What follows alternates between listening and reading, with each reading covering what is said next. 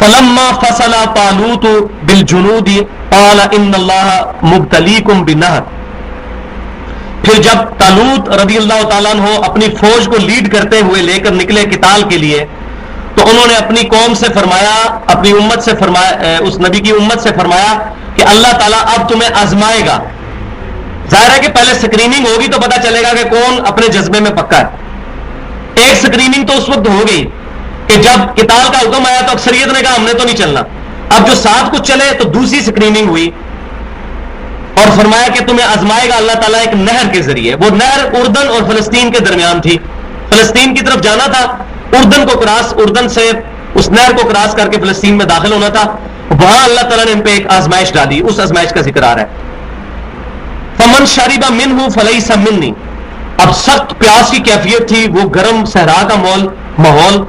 تو اب کہا گیا کہ جو اس نہر میں سے پانی پی لے گا نا وہ پھر میرا نہیں ہے، میرے ساتھ وہ قتال نہیں کر سکے گا. پیاس بھی لگی، آزمائش یہ کہ پانی نہیں پینا ادھر سے. وَمَن لَّمْ يَطْعَمْهُ فَإِنَّهُ مِنِّي إِلَّا مَنِ اغْتَرَفَ غُرْفَةً بِيَدِهِ. اور جو کوئی اس میں سے نہیں پیے گا مگر یہ کہ ایک چلو پانی تم پی سکتے ہو تو وہ پھر میرے ساتھ قتال کے قابل ہو جائے گا. اللہ تعالیٰ نے یہ اجازت دی کہ بس ایک جو چلو ہے یہ پانی پینے کی اجازت ہے، اس سے زیادہ گٹ گٹ کر کے نہیں پینا. ظاہر ایک پیاسی قوم اتنا پانی پی لے گی تو آگے جا کے خاک لڑے گی. جیسے ہمارے پنجابی بھی کیا جاتا ہے کہ بھوکا شیر جڑا ہے وہ صحیح لڑتا ہے. تو اب وہ جب پانی اتنا گٹ گٹ بندہ گرمی میں پی لے تو ویسے ہی بندہ ڈھیلا پڑ جاتا ہے. تو ایک صرف چلو پی لو اپنی پیاس کے لیے، وہ ٹھیک ہے. اب اللہ تعالیٰ فرما رہا ہے فَشَرِبُوا مِنْهُ إِلَّا قَلِيلًا مِنْهُ. تو ان میں سے سب نے ہی وہ پانی پی لیا، بہت زیادہ، سوائے چند ایک لوگوں کے. تو اب سکریننگ ہوئی تو بہت تھوڑے لوگ جو ہیں وہ بچے، وہ 313 تھے جنہوں نے پانی نہیں پیا سوائے ایک چلو کے. اور یہ سیم چیز غزوہ بدر میں بھی ہوئی. نبی صلی اللہ علیہ وسلم نے اپنے صحابہ کرام کو آزمائش کے لیے فرمایا کہ دو تمہارے پاس چیزیں ہیں. ایک تو ابو سفیان کا گروہ آ رہا ہے شام کی طرف سے مال کا لدا ہوا، یا تو ہم اس گروہ پر حملہ کر کے اس قافلے کو لوٹتے ہیں اور مال ہمارے ہاتھ آئے گا، اور دوسرا پھر یہ ہے کہ غزوہ بدر کے لیے تیاری کی جائے. تو اب ظاہر مسلمانوں کا چیک ہوا الحمدللہ. صحابہ کرام جو نبی صلی اللہ علیہ وسلم کے جانثار تھے انہوں نے کہا یا رسول اللہ صلی اللہ علیہ وسلم آپ جو کہیں گے ہم وہ کریں گے. اگر آپ کی خواہش اس بات میں ہے کہ ہم جا کر قتال کریں ہم مال بھی چھوڑنے کے لیے تیار ہیں. تو اس طرح کی ازمائش کو نبی صلی اللہ علیہ وسلم نے بھی اپنے صحابہ کرام کی. لیکن وہاں الحمدللہ جتنے تھے سوائے وہ عبداللہ بن ابی جو منافقین تھے ساتھ، ان کے علاوہ باقی صحابہ کرام سارے اس ازمائش پہ پورے اترے.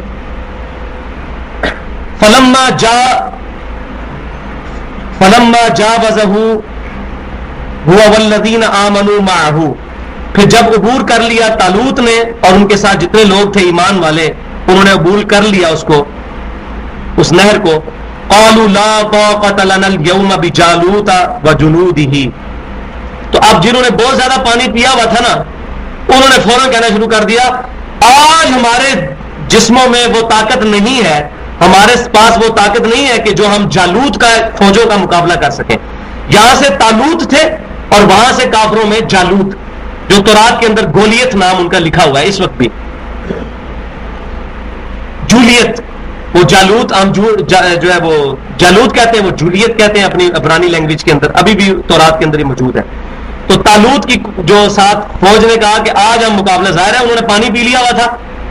اب انہوں نے تو یہ کہا، اور جو ایمان والے تھے انہوں نے کیا کہا قال الذین یظنون انہم ملاقو اللہ. پھر وہ لوگ جو کہ یقین رکھتے تھے کہ انہیں ایک دن اپنے رب سے ملاقات کرنی ہے، قیامت والے دن accountability of day of judgment ہے، اللہ کے حضور پہنچنا ہے، وہ کامل الایمان 313 کیا کہنے لگے کم من فئۃ قلیلۃ غلبت فئۃ کثیرۃ باذن اللہ. اور کتنی بار ہوا ہے کہ بڑے چھوٹے سے گروہ نے اللہ کے اذن کے ساتھ بہت بڑے گروہ کے اوپر غلبہ پا لیا ہے. یہ تو اللہ کی طاقت ہے.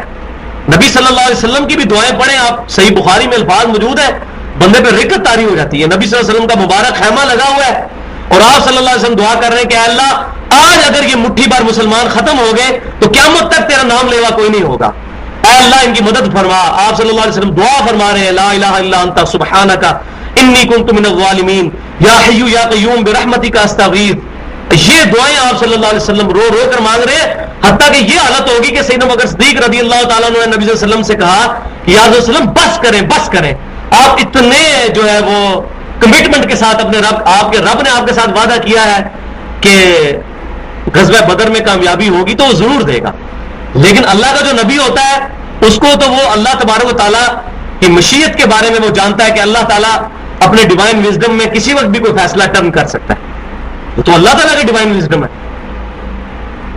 تو نبی صلی اللہ علیہ وسلم بار بار دعا کر رہے ہیں اور ان الفاظ میں، یا اللہ اگر یہ ختم ہو گئے تو قیامت تک کوئی تیرے نام لیوا موجود نہیں ہوگا۔ اور وہاں دیکھیں قابل ایمان جو لوگ تھے ان دوسرے لوگوں کو کہنے لگے یار کتنی بار ہی ہوا ہے کہ اللہ تعالیٰ کے اذن سے بہت چھوٹی سی جماعت بہت بڑی جماعت پر غالب آ گئی۔ واللہ مع الصابرین، لیکن اس کے لیے شرط کیا ہے کہ اللہ تعالیٰ صبر کرنے والوں کے ساتھ ہے، صبر کرنا ہے، اللہ کی مدد ضرور آئے گی۔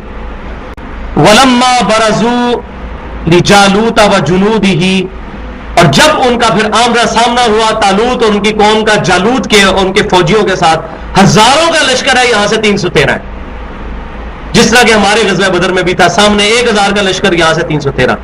جب آمنا سامنا ہوا تو اب اہل ایمان نے دعا کی، قالوا ربنا افرغ علینا صبرا، اے اللہ ہمارے اوپر صبر انڈیل دے، اس کو سمجھے کہ پوری بالٹی ہمارے پہ، جیسے ہم پانی کی انڈیل لیں نا، اے اللہ ہم پر صبر انڈیل دے، ہم ثابت قدم رہیں، وثبت اقدامنا، اور ہمارے قدموں کو جما دینا، وانصرنا علی القوم الکافرین، اور ان کافروں کے مقابلے میں اللہ تو ہماری مدد کرنا۔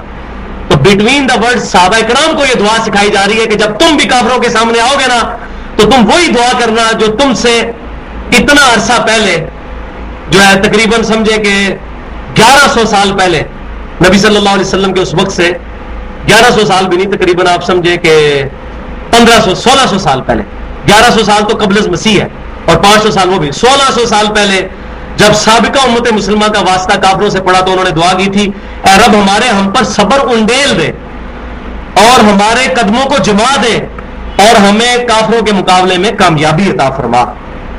اللہ اکبر۔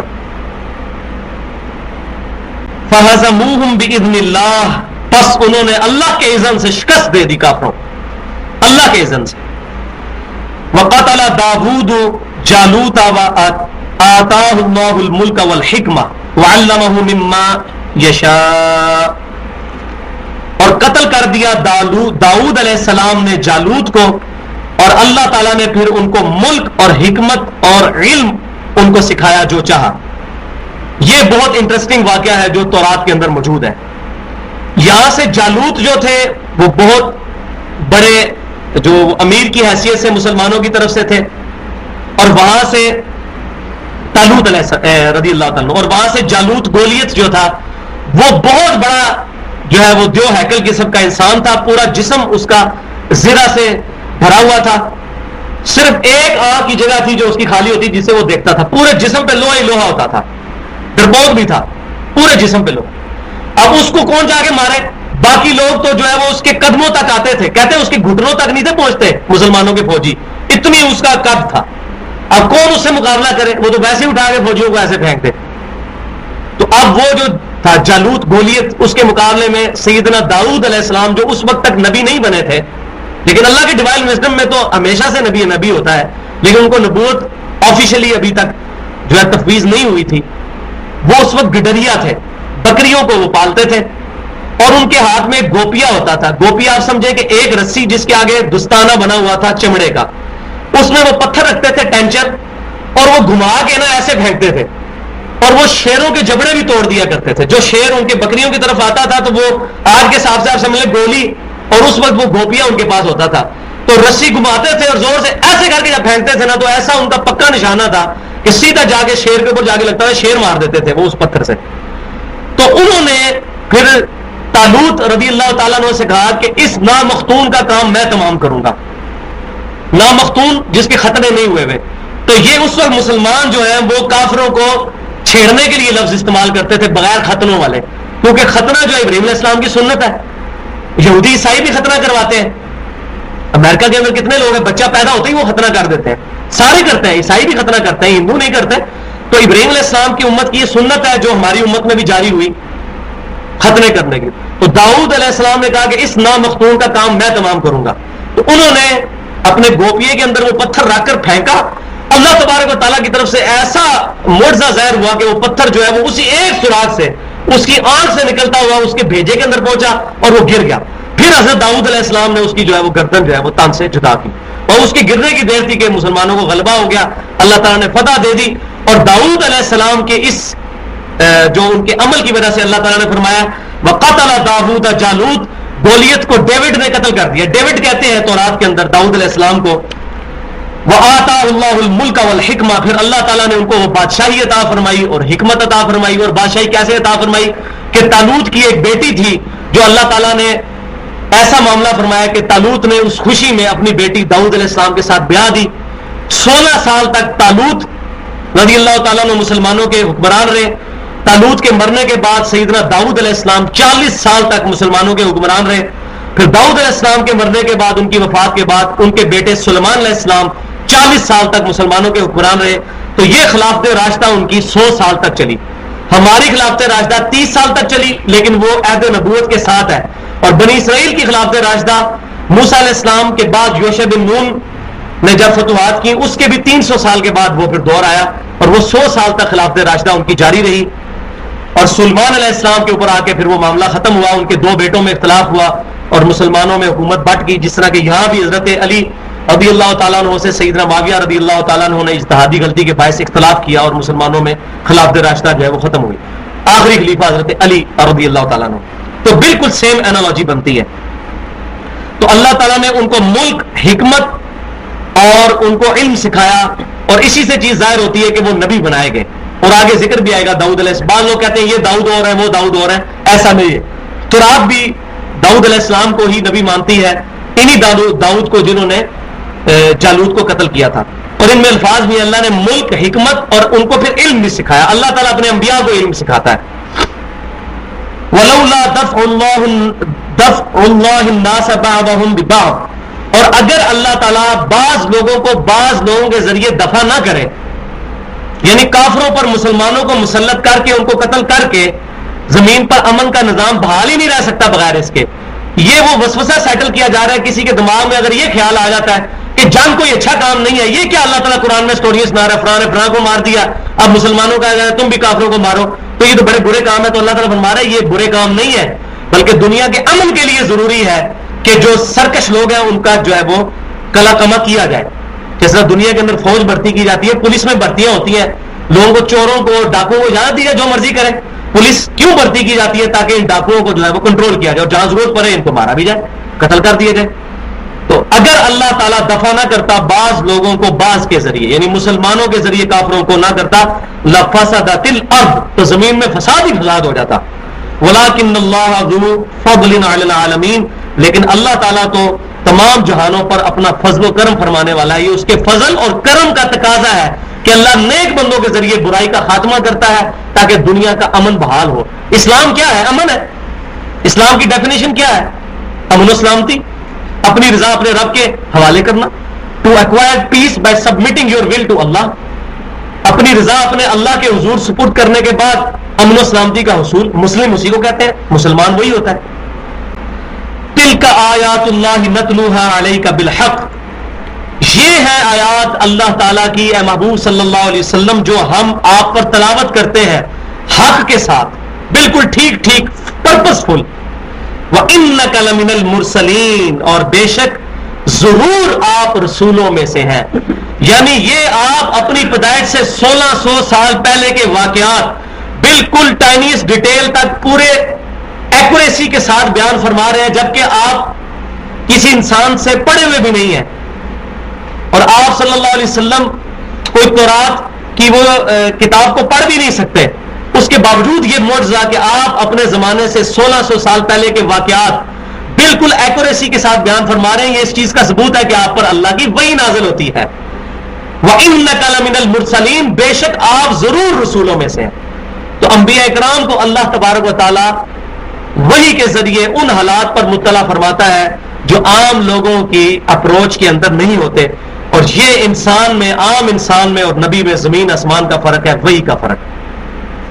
اللہ تبارک و تعالی فرماتا ہے کہ اللہ تعالیٰ کی یہ شان نہیں ہے کہ انسانوں سے کلام کرے. سورہ آل عمران کی 179 نمبر آیت میں, سورہ جن میں 26 اور 27 نمبر آیت کے اندر یہ ٹاپک آتا ہے. اب چونکہ میرا ٹائم پورا ہونے والا ہے, یہاں میں نے مسئلہ علم غیب جو ہے وہ بیان کرنا تھا, کیونکہ علم غیب کے مسئلے میں بھی ایگزیجریشن ہو رہی ہے.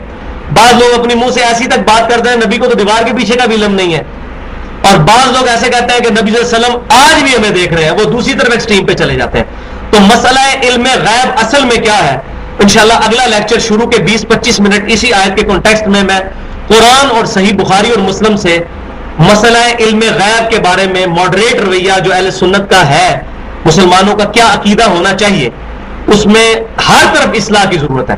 اور اختلاف اس لیے پیدا ہوتا ہے کہ جو لوگ نفی کرتے ہیں وہ 100% نفی کرتے ہیں, اور جو لوگ ماننا شروع کرتے ہیں وہ پھر ہر چیز ہی ماننا شروع کر دیتے ہیں, وہ دوسری طرف شرک کے اندر چلے جاتے ہیں, دوسرے توہین کے اندر داخل ہو جاتے ہیں. تو ایک درمیان کی رائے وہ میں قرآن سے پھر انشاءاللہ تعالیٰ ثابت کروں گا. بس میں آخر میں چلتے چلتے ایک صحیح حدیث مصنف ابن ابی شیبہ سے بیان کر دوں کہ نبی صلی اللہ علیہ وسلم نے فرمایا کہ اللہ تعالیٰ اپنے انبیاء کو بعض چیزوں کا علم غیب عطا فرماتا ہے. علم غیب کا لفظ موجود ہے. تو یہ بعض لوگوں کو جو بیماری ہے وہ کہتے ہیں کہ نبی کے لیے علم غیب کا لفظ بولنا غلط ہے. کوئی اس میں کباہت نہیں ہے, غیب کی خبریں بولیں یا علم غیب ایک ہی بات ہے. علم غیب جب علم میں آ جائے گا نبی کے تو ہمارے لیے پھر بھی غیب ہی رہے گا. جنت دوزخ نبی کے علم میں آیا لیکن ہمارے لیے وہ غیب ہی ہے. اللہ تعالیٰ نے وَعَلَّمَ آدم اسمال, جو اللہ تعالیٰ قرآن پاک میں سورۃ البقرہ میں فرماتا ہے اللہ تعالیٰ نے علم دیا حضرت آدم علیہ السلام کو, سکھایا علم. اللہ نے خود علم کا لفظ استعمال کیا ہے, فرشتے نہیں بتا سکے, فرشتوں کے لیے وہ غیب کا علم تھا. آدم علیہ السلام کو اللہ نے وہ علم غیب دیا, انہوں نے بتا دیا, پھر فرشتوں نے سجدہ کیا. تو یہ جو تھا نا, ہاں البتہ عالم الغیب کا لفظ صرف اللہ کے لیے استعمال کرنا ہے. اور وہ یہ بات تو احمد بریلوی صاحب نے بھی لکھی ہے کہ نبی صلی اللہ علیہ وسلم کے لیے عالم الغیب کا لفظ استعمال کرنا کفر ہے. عالم الغیب صرف اللہ ہے, باقی اللہ جس کو عطا فرمائے. تو وہ میں اس میں انشاءاللہ ڈیٹیل سے اگلی دفعہ عرض کروں گا, کیونکہ ہمارا 1 گھنٹے کی ریکارڈنگ ہوتی ہے اور 1 گھنٹہ پورا ہو چکا ہے. الحمدللہ ہمارے 2 پارے مکمل ہو چکے ہیں, اور اس میں پچھلی دفعہ ہم نے سورۃ البقرہ میں پارہ نمبر 2 کے اندر 16واں اور 17واں رکوع جو ہے اس کا تلاوت اور اس کی ترجمہ جو تھا اس کی ڈیٹیل کے ساتھ ہم نے سنی تھی. اور میں نے عرض کیا تھا کہ یہ جو جنگ ہوئی طالوت اور جالوت کی, یہ بنی اسرائیل کا غزوہ بدر تھا, اور بیسیکلی مسلمانوں کو غزوہ بدر کے لیے تیاری کے طور پر یہ سورۃ البقرہ نازل ہوئی. اس میں آخر میں ایک آیت آئی تھی جس کی ڈیٹیل میں انشاءاللہ آج اس کانٹیکسٹ میں 2-4 باتیں عرض کروں گا, لیکن اس سے پہلے میں 1-2 جگہ کی کلیریفیکیشن دے دوں. کچھ بھائیوں نے ریکویسٹ کی تھی, میں اس اعتبار سے 1-2 باتیں عرض کر دوں. ایک تو یہ جہاں سے 16واں رکوع شروع ہوتا ہے سورۃ البقرہ کا, سیکنڈ لاسٹ رکوع جو ہے پارہ نمبر 2 میں, الم تر الی الذین خرجوا من دیارہم وہم الوف حذر الموت, کیا تم نے نہیں دیکھا ان لوگوں کی طرف جو کہ موت کے ڈر سے اپنے گھروں سے نکلے اور وہ ہزاروں کی تعداد میں تھے.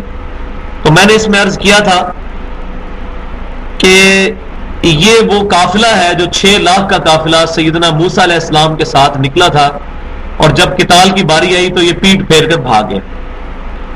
تو اللہ تبارک و تعالیٰ نے ان سے فرمایا فقال لهم اللہ موتوا ثم احیاهم, تو اللہ نے فرمایا کہ تم مر جاؤ, اور پھر اس کے بعد ان کو زندہ کیا. تو اس میں جو تورات ہے وہ ہمیں یہی بتاتی ہے کہ یہاں اس موت سے مراد یہ تھی کہ اللہ تبارک و تعالیٰ نے اس پوری جنریشن کو 40 سال کے پیریڈ کے اندر ختم کر دیا, اور پھر اس صحرائے سینا کے اندر جو 40 سال میں نہیں ان کی جو اولاد تیار ہوئی, اس نے وہ سارا ٹف ماحول دیکھا تھا جس کی وجہ سے وہ جہاد کے لیے قتال کے لیے آمادہ ہو گئے سیدنا یوشع بن نون علیہ السلام کی قیادت میں. تو بعض لوگ یہ کہتے ہیں کہ اگر ہم یہ تفسیر بیان کرتے ہیں تو یہ قرآن پاک کا جو لفظی ترجمہ ہے اس کے خلاف جاتی ہے, کیونکہ یہاں بیان ہو رہا ہے کہ منہ تو وہ وہیں مر گئے, اس کے بعد ان کو زندہ کیا گیا. تو اگر کوئی یہ مطلب بھی لیتا ہے تو ہمیں اس میں کوئی حرج نہیں ہے, ہم کوئی معجزات کے منکر نہیں ہیں, لیکن بات یہ ہے کہ چیز کس کانٹیکسٹ میں ہو رہی ہے. عرب کی جو لنگوسٹک ہے اس کے محاورے ان کی بھی اپنی جگہ اہمیت ہے. جیسے اللہ تبارک تعالیٰ فرماتا ہے قرآن پاک کے اندر کہ ان سے کہو کہ یہ اپنے غصے میں مر جائیں, تو ابھی محاورہ تھا نا, یہ تو نہیں اس وقت ہی وہ مر جائیں گے, مراد یہ کہ اسی کے ساتھ دنیا سے چلے جائیں. تو یہاں بھی اللہ تبارک و تعالیٰ نے اس امت کو سزا دی جنہوں نے موسیٰ علیہ السلام کے ساتھ قتال کرنے سے انکار کیا, کہ وہ 40 سال کے اندر وہ مر گئے لیکن ان کو قتال نصیب نہیں ہوا. لیکن اس 40 سال کے پیریڈ میں جو ان کی اولاد پیدا ہوئی صحرائے سینا میں, انہوں نے وہاں کے ٹف ماحول کو دیکھا, پھر انہوں نے قتال کیا. دوسری کلیریفیکیشن, ایک بھائی نے یہ کہا کہ جی یہ جو آپ نے بیان کیا کہ ان آیات ملکہ ان یأتیکم التابوت فیہ سکینہ, آیت نمبر 248, کہ طالوت کی بادشاہی کی نشانی یہ ہوگی کہ وہ تابوت سکینہ تمہارے پاس آئے گا من ربکم, تمہارے رب کی طرف سے, وبقیۃ مما ترک آل موسیٰ و آل ہارون, جس میں موسیٰ علیہ السلام اور ہارون علیہ السلام کے تبرکات رکھے ہوئے ہیں. تحملہ الملائکہ, جس کو فرشتوں نے اٹھایا ہوگا. تو میں نے یہ بتایا تھا کہ جہاں پر وہ لوگ لے گئے تھے کافر اس تابوت کو, وہاں جو ہے وہ پلیگ کا مرض جو ہے, طاعون کی وبا آ گئی, تو انہوں نے ایک ریڑے پر رکھ کر آگے بیل باندھ کر تابوت سکینہ کو چھوڑ دیا. یہ تورات سے ہمیں پتہ چلتا ہے. اور پھر اللہ تبارک و تعالیٰ نے ایسا معاملہ فرمایا کہ وہ بیل جو ہے اس ریڑے کے ساتھ اس تابوت کو لے کر وہاں آ گیا. تو اس میں بھائی نے یہ کہا کہ جی یہ جو لکھا ہوا ہے تحملہ الملائکہ, کہ فرشتوں نے اس صندوق کو اٹھایا ہوگا, تو آپ نے بیل والا بیان کیا. تو بات یہ ہے کہ اللہ تبارک و تعالیٰ اسباب کا محتاج نہیں ہے, لیکن عموماً دنیاوی معاملات میں یہی ہوتا ہے کہ اللہ تبارک و تعالیٰ بارش بھی خود برساتا ہے اور ہمارے سامنے بادل آتے ہیں, لیکن فرشتے ہی اس کو لے کر آتے ہیں, بظاہر ہمیں نظر نہیں آتے. تو یہاں پر تورات کے ساتھ کوئی کنٹراڈکشن نہیں ہے قرآن کی. اگر تورات یہ بات کرتی ہے کہ ایک بیل اور اس کے پیچھے ریڑھا باندھ کر انہوں نے رکھا, کئی 100 میل کا سفر وہ طے کر کے وہاں آیا, تو ظاہر بیل کو کوئی علم غیب تو نہیں تھا میں نے وہاں جانا ہے. تو اللہ تبارک و تعالیٰ کی طرف سے وہ چیز گائیڈڈ تھی, وہ فرشتوں کے ساتھ ہی وہ سارے کا سارا معاملہ ہوا.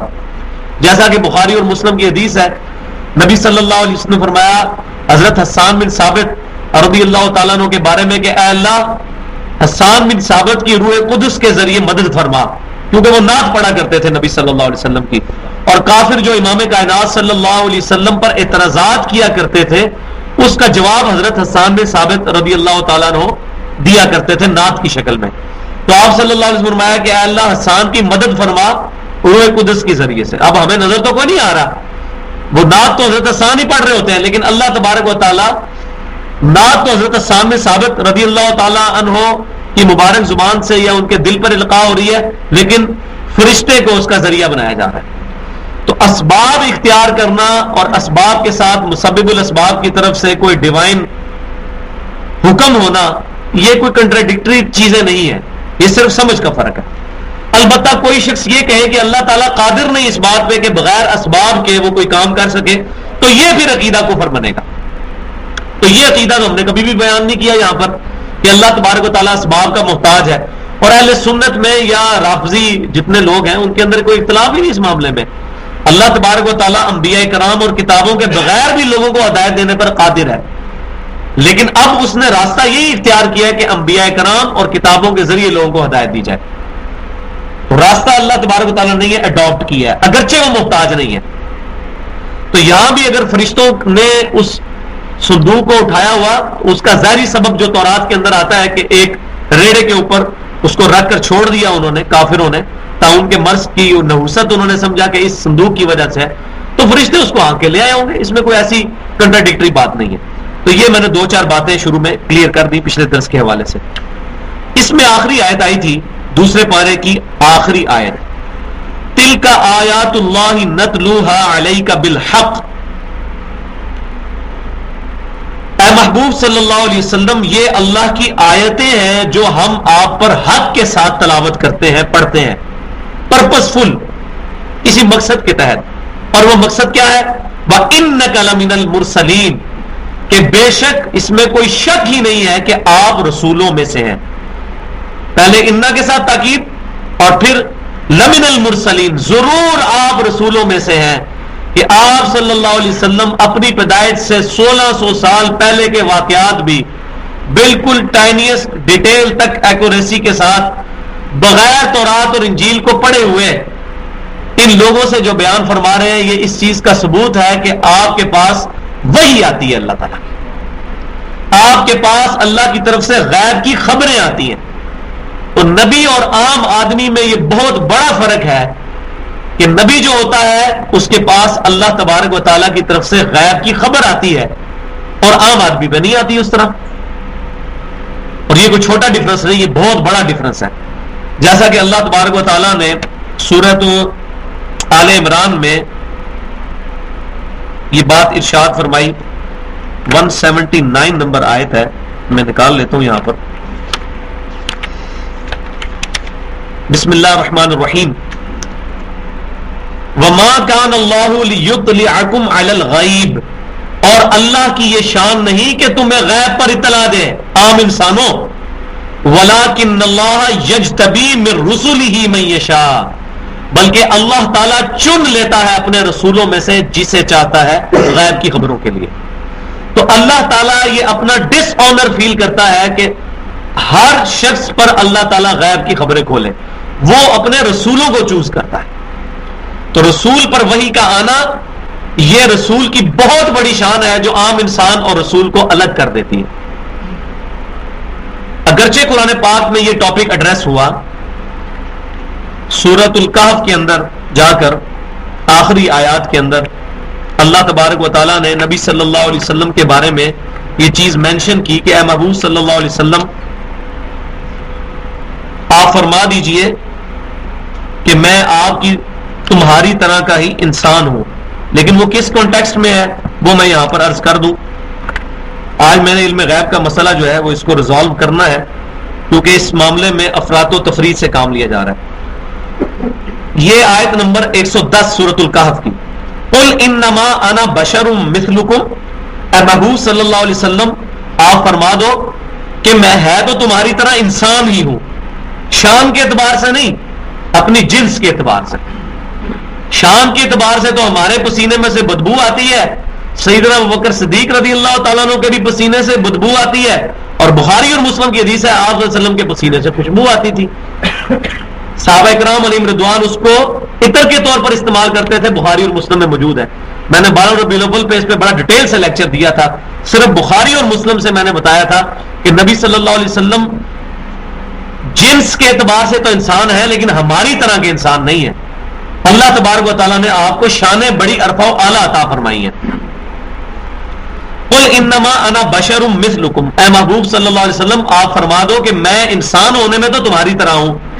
یوحا الی انما الہکم الہ واحد، لیکن ساتھ یہ ایک بہت بڑی بات یہ ہے کہ میری طرف اللہ کی طرف سے یہ وحی ہوئی ہے کہ تمہارا کوئی الہ نہیں ہے مگر ایک اللہ الہ ہے. یہ آیت بتا رہی ہے کہ نبی صلی اللہ علیہ وسلم کو یہ جو اعلان فرمایا گیا کہ آپ صلی اللہ علیہ وسلم ارشاد فرمایا کہ میں تمہاری طرح کا انسان ہوں، کہیں ایسا نہ ہو کہ لوگ آپ صلی اللہ علیہ وسلم کی ایکسٹرا آرڈنری کوالٹیز کو دیکھ کر، آپ کے معجزات کو دیکھ کر آپ کے لیے ڈیوینٹی کلیم نہ کر دیں کہ یہ الہ ہے یا الہ کے بیٹے ہیں. جیسا کہ عیسیٰ بن مریم علیہ السلام کے بارے میں لوگوں نے اتنے بڑے بڑے معجزات دیکھے کہ مردوں کو زندہ کر دینا، مادر ذات کوڑی کو شفا دے دینا اللہ کے اذن سے. اس پہ لوگوں نے اتنے بڑے بڑے نظریات کھڑے کیے کہ یہاں تک کہ ان کو ڈیوینٹی میں شریک کر دیا اللہ تعالیٰ کے ساتھ اور کہا کہ یہ اللہ تعالیٰ کے بیگاٹن سن ہیں، صلبی بیٹے ہیں، نعوذ باللہ من ذالک. تو اللہ تبارک و تعالیٰ نے یہاں پر یہ چیز ارشاد فرمائی. ساتھ ہی اے نبی تم فرماؤ میں تمہاری طرح کا انسان ہوں مگر مجھ پر وحی ہوتی ہے. اور کیا وحی ہوتی ہے؟ تمہارا الہ ایک ہے. ایسا نہ ہو کہ مجھے تم الہ مان لو، میرے معجزات کو دیکھ کر، میری شان کو دیکھ کر میرے لیے الوہیت نہ کلیم کر دینا. تو اس چیز کو مزید بریف کیا صحیح بخاری میں امام کائنات صلی اللہ علیہ وسلم کی وہ حدیث مبارکہ. سیدنا عمر فاروق رضی اللہ تعالیٰ عنہ کہتے ہیں کہ آپ صلی اللہ علیہ وسلم نے ارشاد فرمایا کہ دیکھنا میرے بارے میں تم وہ بات نہ کہنا جو کہ عیسیٰ بن مریم کے بارے میں ان کے ماننے والوں نے، نصارہ نے کہی. میں اللہ کا بندہ اور اس کا رسول ہوں، مجھے اللہ کا بندہ اور اس کا رسول ہی کہنا. یعنی آپ صلی اللہ علیہ وسلم اگرچہ اتنی بڑی شان والے ہیں لیکن اللہ کے بندے اور رسول ہیں اور آپ کی مخلوق ہے. تو یہ حدیث بھی یہ چیز شو کر رہی ہے کہ آپ صلی اللہ علیہ وسلم کی مبارک زبان سے جو نکلوایا گیا قل انما انا بشر مثلکم، اس کا مطلب یہ ہے کہ آپ کے لیے کوئی ڈیوینٹی کلیم نہ کر لیں. الوہیت کے درجے پہ آپ کو فائز نہ کر دے. یہ آیت اس لیے نازل نہیں ہوئی ہے کہ ہم لوگوں کو یہ بتاتے پھرتے کہ نبی صلی اللہ علیہ وسلم ہماری طرح ہی تھے. یہ بھی دوسری ایکسٹریم ہے اور یہ گستاخی کے اندر چیز چلی جاتی ہے. ورنہ بخاری اور مسلم کی وہ متفق علیہ حدیث ہے، جب نبی صلی اللہ علیہ وسلم نے وصال کے روزے رکھے تو صحابہ کرام علیہم رضوان نے وصال کے روزے رکھنے شروع کیے، کنزیکٹو روزے، بغیر افطار کیے، اگلا روزہ پھر اگلا روزہ. صحابہ کرام نے اس سنت کو پورا کرنے کی کوشش کی تو بے ہوش ہو گئے. تو آپ صلی اللہ علیہ وسلم جلال میں آئے، آپ نے فرمایا ایکم مثلی، تم میں سے کون ہے جو میری مثل ہو؟ کسی نے نہیں پڑھا قل انما انا بشر مثلکم؟ کیا ان کو آیت نہیں آتی تھی؟ اور یہ آیت بھی مکے میں تھی اور روزے مدینے میں فرض ہوئے جا کر. تو آپ صلی اللہ علیہ وسلم کو یہ آیت کیوں نہیں سنائی؟ اس وجہ سے کہ ان کو پتا تھا کہ آپ صلی اللہ علیہ وسلم انسان تو ہیں، وعلیکم السلام، صنف انسانیت میں تو ہماری طرح ہیں، لیکن اپنی شان اور رتبے اور کوالٹیز کے اعتبار سے ہماری طرح نہیں ہے. تو یہ بالکل ایکسٹریمز ہیں. یہ نہ ہو کہ کوئی ان کے لیے الوہیت کلیم کر دے، جیسا کہ آپ صلی اللہ علیہ وسلم کہ میرے بارے میں ویسا عقیدہ نہ رکھنا. عیسائیوں نے کہا کہ عیسیٰ علیہ السلام اللہ کے بیٹے ہیں، مسلمانوں میں نور من نور اللہ کا عقیدہ آ گیا. حالانکہ سورۃ الاخلاص کی آیت نمبر 3 ہے لم یلد ولم یولد، نہ اللہ میں سے کوئی نکلا نہ اللہ کسی میں سے نکلا. تو نور من نور اللہ کہاں سے ہو گیا؟ یہ دوسری ایکسٹریم ہے. اور ایک ایکسٹریم یہ ہے کہ نبی صلی اللہ علیہ وسلم کو اپنی طرح کا انسان ماننا، تو یہ بھی ظلم ہے. تو یہ آیا سورۃ الکہف کے آخری آیات کے اندر، اے نبی آپ فرماؤ میں تمہاری طرح کا انسان ہوں مگر مجھ پر وحی ہوتی ہے تمہارا الہ ایک ہے. یہ کس طرف اشارہ کہ تم عیسیٰ علیہ السلام کی طرح مجھے الہ نہ مان لینا، میرے انسان ہونے کو بھی ذہن میں رکھنا. اس کا ثبوت یہ آیت ہے سورۃ المائدہ میں، لقد کفر الذین قالوا ان اللہ ثالث ثلاثہ، 73 نمبر آیت. بے شک وہ لوگ کافر ہو گئے جنہوں نے کہا اللہ 3 میں سے ایک ہے. پروٹیسٹنٹ کا یہ عقیدہ ہے. اس وقت جیکوبائٹس تھے جن کو یعقوبیہ فرقہ کہتے ہیں، انگلش میں جیکوبائٹس. وہ کہتے تھے 3 in 1، اللہ، عیسیٰ بن مریم اور مریم سلام اللہ علیہ. آج کی جو ٹرینٹی ہے، تثلیث ہے، وہ ہے اللہ، ہولی گوسٹ اور عیسیٰ علیہ السلام. تو اللہ تعالیٰ فرماتا ہے کہ وہ لوگ کافر ہوئے جنہوں نے یہ کہا کہ اللہ 3 میں سے تیسرا ہے. وَمَا مِنْ إِلَٰهٍ إِلَّا إِلَٰهٌ وَاحِدٌ، اور نہیں ہے کوئی معبود سوائے اس اکیلے کے. یہ وہی بات ہے جو نبی صلی اللہ علیہ وسلم کے ساتھ کہی گئی، قُلْ إِنَّمَا أَنَا بَشَرٌ مِثْلُكُمْ، اور پھر فرمایا کہ تم فرماؤ میری طرف وہی ہوتی ہے تمہارا الہ ایک ہے. تو میں نے یہ قرآن پاک سے بات ثابت کی کہ یہ آیت کس کانٹیکسٹ میں ہے، کیونکہ آج کے زمانے میں لوگ بعض اوقات اس طرف ایکسٹریم پہ جاتے ہیں تو وہ گستاخی کا شکار ہو جاتے ہیں، بعض اوقات دوسری طرف ایکسٹریم پہ جاتے ہیں تو وہ شرک کے اندر چلے جاتے ہیں. تو اس میں درمیان میں پینڈولم کو رکھنا ہے اور اس عقیدے کو ہم نے سمجھنا ہے. اب میری پلاننگ میں نہیں تھی یہ گفتگو جتنی میں نے کر دی ہے، گفتگو تو کچھ اور کرنی تھی. اب میں اس طرف آتا ہوں. وَإِنَّكَ لَمِنَ الْمُرْسَلِينَ، اے محبوب صلی اللہ علیہ وسلم آپ فرماؤ، اے محبوب صلی اللہ علیہ وسلم یقیناً آپ اللہ کے رسولوں میں سے ہیں، کیونکہ آپ غیب کی خبریں ان کو بیان کر رہے ہیں. اور یہ اس چیز کا ثبوت ہے کہ آپ صلی اللہ علیہ وسلم پر غیب کی خبریں آتی ہیں، آپ پر وحی نازل ہوتی ہے. علم غیب کے بارے میں اہل سنت کا کیا عقیدہ ہے وہ آج میں اس کانٹیکسٹ میں تھوڑا سا بیان کرنا ضروری سمجھتا ہوں، کیونکہ اس معاملے میں بھی ایگزیجریشن ہو رہی ہے. بعض لوگ اس حد تک گستاخی پہ جاتے ہیں، وہ کہتے ہیں نبی کو یہ بھی نہیں پتا دیوار کے پیچھے کیا ہے. اب یہ کس قرآن کی آیت اور حدیث میں لکھا ہوا ہے کہ نبی کو یہ نہیں پتا دیوار کے پیچھے کیا ہے؟ اپنی طرف سے جملہ بول دینا یہ سخت زیادتی والی بات ہے. بخاری اور مسلم کی حدیث ہے، نبی صلی اللہ علیہ وسلم فرماتے ہیں میں تمہیں اپنی پیٹھ کے پیچھے بھی ویسے ہی دیکھتا ہوں جیسے سامنے. تو آپ صلی اللہ علیہ وسلم کی پیچھے آنکھ نہیں تھی، لیکن آپ کا جو ویژن ہے 360 ڈگری تھا، پیچھے بھی نظر آتا تھا آپ کو. ان 2 آنکھوں تو ہم تو نہیں دیکھ سکتے، تو سامنے بھی نہیں دیکھ سکتے. بعض اوقات جب انسان بوڑھا ہو جاتا ہے تو آپ صلی اللہ علیہ وسلم تو پیچھے بھی دیکھتے تھے. اب یہ کتنی گستاخی والی بات ہے، اس میں بڑی احتیاط کی ضرورت ہے. یہ نہ ہو کہ توحید بیان کرتے ہوئے توہین بیان ہو اور بندہ دار اسلام سے ہی خارج ہو جائے، ایسا بھی نہیں ہونا چاہیے. تو نبی صلی اللہ علیہ وسلم کے بارے میں علم غیب کی یہ ایگزیجریشن ایک طرف کہ نبی کو دیوار کے پیچھے کا بھی علم نہیں، اور دوسری ایکسٹریم وہ لوگ جو کہتے ہیں جی نبی صلی اللہ علیہ وسلم کو کائنات کی ہر چیز کا علم ہے، اور اللہ کے علم میں اور نبی کے علم میں بس اتنا فرق ہے کہ اللہ کا ذاتی ہے، نبی کا عطائی ہے. بس یہ فرق ڈال دیا ہم نے تو اب شرک ختم ہو گیا. اب نبی صلی اللہ علیہ وسلم بھی ہر وہ چیز جانتے ہیں جو اللہ تعالیٰ جانتا ہے. یہ عقیدہ بھی کفر ہے. یہ دوسری ایکسٹریم ہے. درمیان میں اہل سنت کا یہ عقیدہ ہے نبی صلی اللہ علیہ وسلم کو اللہ تعالیٰ نے غیب کی خبریں دی، اس کو آپ غیب کی خبریں بھی کہہ سکتے ہیں، علم غیب بھی کہہ سکتے ہیں، اس میں کوئی حرج نہیں ہے۔ اللہ تعالیٰ نے آدم علیہ السلام کو جب چیزوں کے نام سکھائے تو وہاں علم کا لفظ استعمال کیا، اور اس کے جواب میں جب فرشتوں نے کہا کہ اے اللہ تو ہی غیب کا علم جاننے والا ہے، یعنی تو نے ہی تو سکھایا آدم علیہ السلام کو، اس کو سکھا دیا، ہمیں نہیں سکھایا اس لیے ہم نہیں بتا سکے۔ تو علم غیب کا لفظ بولنا بھی کوئی گناہ والی بات نہیں۔ مصنف ابن ابی شیبہ میں صحیح سند کے ساتھ یہ حدیث موجود ہے، نبی صلی اللہ علیہ وسلم نے فرمایا کہ اللہ تعالیٰ اپنے نبیوں کو بعض چیزوں کا علم غیب عطا فرماتا ہے، علم غیب کا لفظ موجود ہے۔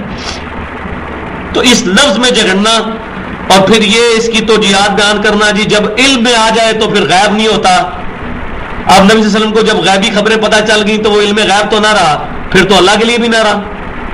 اللہ تعالیٰ فرماتا ہے عالم الغیب والشہادہ، اللہ تعالیٰ غیب کا جاننے والا ہے اور ظاہر کا جاننے والا ہے، تو اللہ کے لیے تو کوئی چیز بھی غیب نہیں ہے، پھر اللہ کو بھی علم غیب کوئی نہیں۔ یہ اللہ ہمارے ریفرنس سے بات کرتا ہے، جو تمہارے لیے غائب ہے وہ مجھے میرے سامنے ہے بالکل، تو میں عالم الغیب ہوں تمہارے ریفرنس سے۔ تو اس طریقے سے نبی صلی اللہ علیہ وسلم بھی علم غیب رکھتے ہیں ہمارے ریفرنس سے۔ ظاہر ہے ہم نے جنت نہیں دیکھی، نبی صلی اللہ علیہ وسلم نے دیکھی ہے، ہمارے لیے تو جنت علم غیب ہے، نبی صلی اللہ علیہ وسلم نے اس کو دیکھ لیا، آپ کو ہمارے ریفرنس سے یہ پرائورٹی حاصل ہے۔ عذاب قبر کو دیکھا، فرشتوں کو دیکھا، اس طرح کی بڑی بڑی چیزیں آپ صلی اللہ علیہ وسلم کو دکھائی گئی۔ تو اس میں کوئی جھگڑنے والی بات نہیں، اس میں فرقے کی محبت سے باہر نکل کر کتاب و سنت پر اپنے آپ کو پیش کریں اور جو حق بات ہے اس کو ایکسیپٹ کریں۔ اس میں یہ ٹینشن نہیں ہونی چاہیے کہ اس سے یہ ہو جائے گا تو وہ ہو جائے گا، یہ نہ ہو کہ یہ وہ اپنے ساتھ ہی ہو جائے، اپنا ایمان برباد ہو جائے، کوئی غلط عقیدہ رکھے۔ تو یہ دونوں طرف ایگزیجریشن سے بچنا ہے۔ اس میں 4 پوائنٹ ہیں جو علم غیب کے حوالے سے میں انشاءاللہ عرض کروں گا۔ اس میں سب سے پہلی چیز یہ ہے کہ علم غیب کے بارے میں قرآن پاک کیا کہتا ہے۔ ویسے تو اس پہ گھنٹوں بولا جا سکتا ہے قرآن سے اور بخاری مسلم سے، لیکن میں 4 پوائنٹس ڈسکس کروں گا۔ سب سے پہلے کہ علم غیب کے بارے میں، غیبی خبروں کے آنے کے بارے میں اللہ تبارک و تعالیٰ قرآن پاک میں کیا ارشاد فرماتا ہے۔ ایک آیت تو میں بیان کر چکا، سورہ آل عمران آیت نمبر 179، وَمَا كَانَ اللَّهُ لِيُطْلِعَكُمْ عَلَى الْغَيْبِ، اور اللہ تعالیٰ کی یہ شان نہیں کہ تمہیں غیب پر مطلع کر دے، تمہیں اطلاع دے دے غیب کی، وَلَكِنَّ اللَّهُ، لیکن اللہ تعالیٰ يَجْتَبِي مِن رُسُلِهِ مَن يَشَاءُ، اپنے رسولوں میں سے جسے چاہتا ہے چن لیتا ہے، ان کو اللہ تعالیٰ علم غیب یا غیب کی خبریں دے دیتا ہے۔ فَآمِنُوا بِاللَّهِ وَرُسُلِهِ، پس ایمان لاؤ اللہ پر اور اس کے رسولوں پر۔ وَإِن تُؤْمِنُوا وَتَتَّقُوا فَلَكُمْ أَجْرٌ عَظِيمٌ، اور اگر تم ایمان لے آؤ اور تقوی اختیار کرو تو تمہارے لیے اجر عظیم ہے۔ اور دوسری آیت سورۃ الجن کے اندر آتی ہے، سورۃ الجن پارہ نمبر 29 کے اندر ہے، اس میں اللہ تبارک و تعالیٰ فرماتا ہے آیت نمبر 26 اور 27، عالم الغیب فلا یظہر علی غیبہ احدا، غیب کا جاننے والا یعنی اللہ اپنے غیب پر کسی ایک کو بھی مطلع نہیں کرتا، اطلاع نہیں دیتا، غیب کو ظاہر نہیں کرتا، الا من ارتضی من رسول، ہاں مگر اپنے رسولوں میں جس کے لیے راضی ہوتا ہے اس پر غیب کی خبریں کھول دیتا ہے۔ تو یہ 2 آیات اس بات کا ثبوت ہے کہ انبیاء اکرام کو غیب کی خبریں یا علم غیب دیا جاتا ہے، لیکن کتنا دیا جاتا ہے یہ اللہ اور اس کے رسول کا معاملہ ہے۔ البتہ ہمیں یہ پتا ہے کہ ہر چیز کا علم نہیں دیا جاتا، جو اللہ ان کے لیے بہتر سمجھتا ہے وہ عطا فرما دیتا ہے۔ جیسا موسیٰ علیہ السلام کو کئی ایسی چیزوں کا علم نہیں تھا جو کہ حضرت خضر علیہ السلام کو تھا، اگرچہ موسیٰ علیہ السلام حضرت خضر سے افضل ہے، لیکن اللہ تبارک و تعالیٰ نے خضر علیہ السلام کو کچھ ایسے علوم عطا فرما دیے، غیب کی خبریں جو حضرت موسیٰ علیہ السلام کو نہیں پتا تھی، اور وہ سورۃ الکہف میں ڈیٹیل سے واقعہ آئے گا۔ تو اللہ تبارک و تعالیٰ جس کے لیے چاہتا ہے غیب کو کھول دیتا ہے۔ تو ان 2 آیات سے یہ بات پتہ چلی کہ اللہ تعالیٰ غیب پر اطلاع دیتا ہے اپنے انبیاء کرام علیہ السلام کو، لہذا یہ کیٹاگوریکل ڈینائی کرنا کہ نبیوں کو کوئی غیب نہیں پتا ہوتا، یہ بات غلط ہے۔ اور اگر کوئی اس سے یہ مطلب لیتا ہے، ہم اس لیے کہتے ہیں کہ لوگ یہ کہتے ہیں نبی خود غیب جان لیتا ہے، بھائی کوئی بھی نہیں کہتا نبی خود غیب جانتا ہے۔ اہل سنت کے لوانے والے بریلوی، دیوبندی، اہل حدیث تمام اسی طریقے سے، اہل تشیعوں میں بھی کسی کا یہ عقیدہ نہیں ہے کہ نبی خود غیب جانتا ہے، یہ کسی کا عقیدہ نہیں ہے۔ بلکہ وہ تو نفی کرتے ہیں کہ اللہ کے بتائے سے جانتا ہے. یہ جھگڑا ہے ہی نہیں ہے. چونکہ یہ جھگڑا نہیں ہے تو لہٰذا یہ اس طریقے سے کیٹاگوریکل ڈینائی نہیں کرنا چاہیے کہ نبی غیب نہیں جانتا. یہ کبھی نہیں کہنا چاہیے. ہم کہتے ہیں نبی صلی اللہ علیہ وسلم کو جو اللہ نے چاہا غیب کی خبریں یا علم غیب دیا. اب یہ نہیں ہے کہ فیتا لے کے ناپنا شروع کر دیا جائے, یہ چیز پتا تھی یہ چیز نہیں پتا تھی. اس طریقے سے بھی حرکت نہ کی جائے. اور یہ جو حرکت کی جاتی ہے پھر بڑا ظلم ہوتا ہے اس میں. اب وہ صحیح بخاری سے وہ حدیث افک جو ہے پیش کی جاتی ہے کہ حضرت عائشہ رضی اللہ تعالیٰ عنہ پر تہمت لگی, نبی صلی اللہ علیہ وسلم کو 40 دن تک پتہ ہی نہیں چلا, نعوذ باللہ. تو یہ ایسا نہیں ہے. اسی حدیث میں بخاری کے اندر الفاظ موجود ہے, اللہ کی قسم مجھے اپنی بیوی سے صرف خیر کی امید ہے. تو نبی اگر اللہ کی قسم اٹھا رہے ہیں بغیر علم کے اٹھا سکتے ہیں. وہ آپ صلی اللہ علیہ وسلم کو اللہ تبارک و تعالیٰ نے جب اجازت دی, آیات نازل ہوئی, آپ صلی اللہ علیہ وسلم کو اللہ تبارک و تعالیٰ نے اس کا اظہار فرما دیا اس وقت. ورنہ آپ کے یہ الفاظ اس چیز کا ثبوت ہے کہ اللہ نے آپ کو اس پر مطلع کر دیا تھا کہ اللہ کی قسم میں اپنی بیوی کے بارے میں خیر کے سوا اور کسی اور چیز کو نہیں سمجھتا. آپ قسم اٹھا کے کہہ رہے ہیں. تو یہ قسم کے ساتھ جو علم ہوتا ہے وہ ڈیفینیٹ علم ہوتا ہے. تو یہ حدیث میں موجود ہے. وہ نکال کے جب دکھاتے ہیں ادھر منہ بند ہو جاتا ہے سب کا. تو ہم یہ کہتے ہیں کہ نبی صلی اللہ علیہ وسلم کو جب اللہ تبارک و تعالیٰ چاہتا تھا غیبی خبریں عطا فرماتا تھا, اور ضروری نہیں کہ اسی وقت نبی صلی اللہ علیہ وسلم اس کو ظاہر فرمائے. بعض اوقات آپ اس وقت کر دیتے تھے, بعض اوقات بعد میں, اور بعض اوقات نہیں بھی کرتے تھے. ایسا بھی ہوتا تھا. بخاری مسلم میں موجود ہے, حضرت ابوبکر صدیق رضی اللہ تعالیٰ بیٹھے ہوئے تھے, ایک صحابی ہے, انہوں نے اپنا خواب بیان کیا, تو آپ صلی اللہ علیہ وسلم تعبیر بیان کرنے لگے. تو حضرت ابوبکر صدیق نے کہا میں تعبیر بیان کرتا ہوں. انہوں نے بیان کی تو آپ صلی اللہ علیہ وسلم نے پوچھا یا رسول اللہ میں نے صحیح کی؟ آپ نے بتایا کچھ صحیح کی اور کچھ غلط. تو انہوں نے کہا کہ میں آپ کو اللہ کی قسم دیتا ہوں کہ آپ اس کی صحیح تعبیر بیان کریں. تو آپ فرمایا مجھے قسم نہ دو, لیکن آپ نے تعبیر بیان نہیں کی. اس طرح کتنی چیزیں ہیں جو اللہ تعالیٰ نے آپ کو بتا دی تھی لیکن آپ نے امت پر ظاہر نہیں کی. اگر کی تو کسی ایک بندے پر, لیکن وہ تمام چیزیں ایسی نہیں تھی جو امت کی ضرورت تھی. جیسے حذیفہ بن یمان رضی اللہ تعالیٰ عنہ کو منافقین کے نام بتا دیے اور کسی کو نہیں بتائے. سیدنا ابو ہریرہ رضی اللہ تعالیٰ عنہ کو بنو قریش کے, بنو امیہ کے ان لونڈوں کے نام بتا دیے, ان لڑکوں کے جن کے ہاتھوں امت کی تباہی ہونے والی تھی, یزید بن معاویہ اور عبد الملک بن مروان اور یہ سب لوگ. اسی لیے حضرت ابو ہریرہ رضی اللہ تعالیٰ دعا کرتے تھے اللہ مجھے 60 کے فتنے اور نوجوان لڑکوں کی حکومت سے پہلے موت دے دینا. تو آپ کو یہ باتیں بتا دی تھی, لیکن اس سے ہمارا کوئی غرض نہیں ہے, کوئی دین کا مسئلہ نہیں ہے یہ. تو نبی صلی اللہ علیہ وسلم بعض اوقات اظہار نہیں بھی فرماتے تھے, لہٰذا یہ خود سے ناپنے کی کوشش نہیں کرنی چاہیے, خاموشی اختیار کر لینی چاہیے. بس ٹو دی پوائنٹ مسئلہ بیان کریں. یہ نہ ہو کہ کہیں ہم نفی کر دیں اور وہاں پھر معاملہ جو ہے وہ خراب ہو جائے. تو بڑی احتیاط کے ساتھ جہاں آپ صلی اللہ علیہ وسلم نے خود نفی فرمائی ہو وہاں پر اتنے درجے کی آپ چیز بیان کر دیں, اپنی طرف سے نہ کوئی چیز ایڈ کریں نہ مائنس کریں. دوسرا پوائنٹ اس میں یہ ہے, علم غیب کے بارے میں قرآن میں ایک آیت ایسی ہے جو میں سمجھتا ہوں کہ علم غیب کے جھگڑے کو بالکل ختم کر دیتی ہے. اس سے بہتر آیت اس کانٹیکسٹ میں میرے علم میں نہیں ہے قرآن کے اندر, اس سے بہتر سمجھانے کے اعتبار سے. اور میں نے الحمدللہ بڑے بڑے جو علم غیب کے معاملے میں غلو رکھنے والے لوگ تھے ان پر یہ آیت پیش کی ہے, وہ بول نہیں سکے اس آیت کے بعد. اور یہ آیت میں آپ کو بیان کر دیتا ہوں. آج سورہ التحریم کی آیت نمبر 3 28ویں پارے کے اندر, 28واں پارہ آپ نکال لیں, یہ آیت نکال لیں بہتر ہے جب قرآن پاک پورا موجود ہے. پارہ نمبر 28 کا سیکنڈ لاسٹ صفحہ ہے, آخری صفحے سے پہلے والا صفحہ سورہ التحریم شروع ہو رہی ہے اور آیت نمبر ہے 3 شروع میں ہی. ہاں جی نکال لیے. یا ایھا النبی لما تحرم ما احل اللہ لک, یہ والی جو صورت ہے اس میں آیت نمبر 3 ہے وَإِذَا أَسَرَّ النَّبِيُّ إِلَى بَعْضِ أَزْوَاجِهِ حَدِيثًا. مل گئی جی آج سب کو. اب یہ بہت امپورٹنٹ آیت ہے, علم غیب کا مسئلہ آج بالکل حل کر دے گی انشاءاللہ.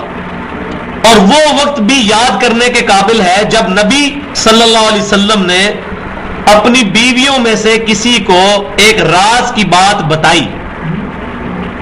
مل گیا جی سب کو. ہاں جی. وَإِذَا أَسَرَّ النَّبِيُّ إِلَى بَعْضِ أَزْوَاجِهِ حَدِيثًا, اور وہ وقت یاد کرنے کے قابل ہے کہ جب نبی صلی اللہ علیہ وسلم نے اپنی بیویوں میں سے کسی کو ایک راز کی بات بتائی. فَلَمَّا نَبَّأَتْ بِهِ وَأَظْهَرَهُ اللَّهُ عَلَيْهِ, پھر جب اس بیوی نے کسی دوسرے کو یہ بات بتا دی، نبی صلی اللہ علیہ وسلم کا راز لیک کر دیا. یہ حضرت سیدہ عائشہ اور سیدہ حفصہ کا معاملہ ہے، وہ قرآن صحیح بخاری اور مسلم میں آتا ہے، میں اس ڈیٹیل میں نہیں جاتا.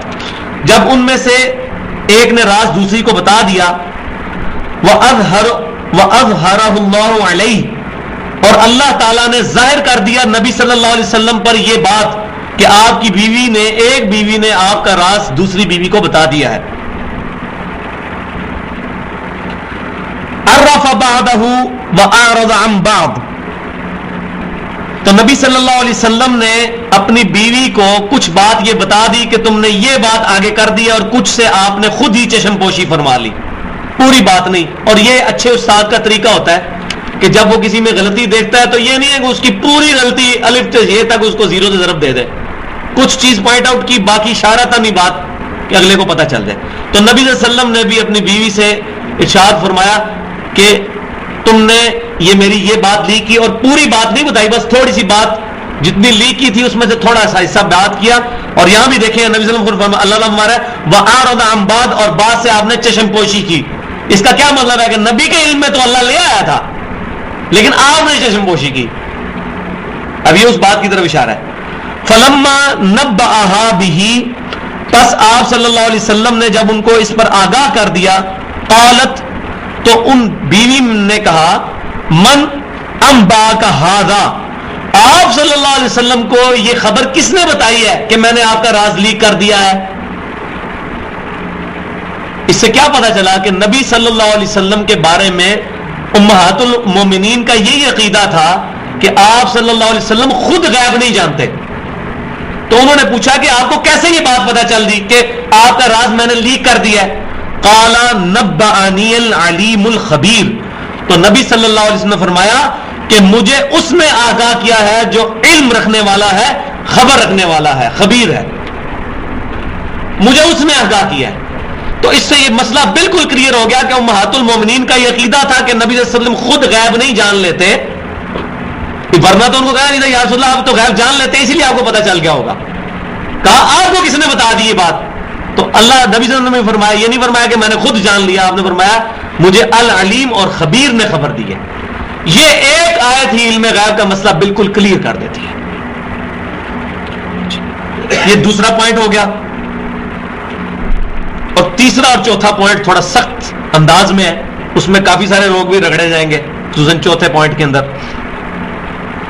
تیسرا پوائنٹ یہ ہے کہ سورہ التوبہ کی 118 نمبر آیت کے اندر تین، وہ نکالنے کی ضرورت نہیں ہے، وہ پڑھنی نہیں آیت، 118 نمبر آیت کے اندر تین صحابہ کرام علیہم رضوان کی توبہ کا ذکر ہے. غزوہ تبوک کے موقع پر جب نبی صلی اللہ علیہ وسلم کی طرف سے یہ اعلان ہوا کہ سب کے سب لوگ قتال میں شریک ہوں گے، اور یہ پہلا موقع تھا جب نبی صلی اللہ علیہ وسلم کی طرف سے اللہ تبارک و تعالیٰ نے آپ صلی اللہ علیہ وسلم کے ذریعے صحابہ کرام تک یہ بات پہنچائی کہ اب کوئی بھی پیچھے نہیں رہے گا.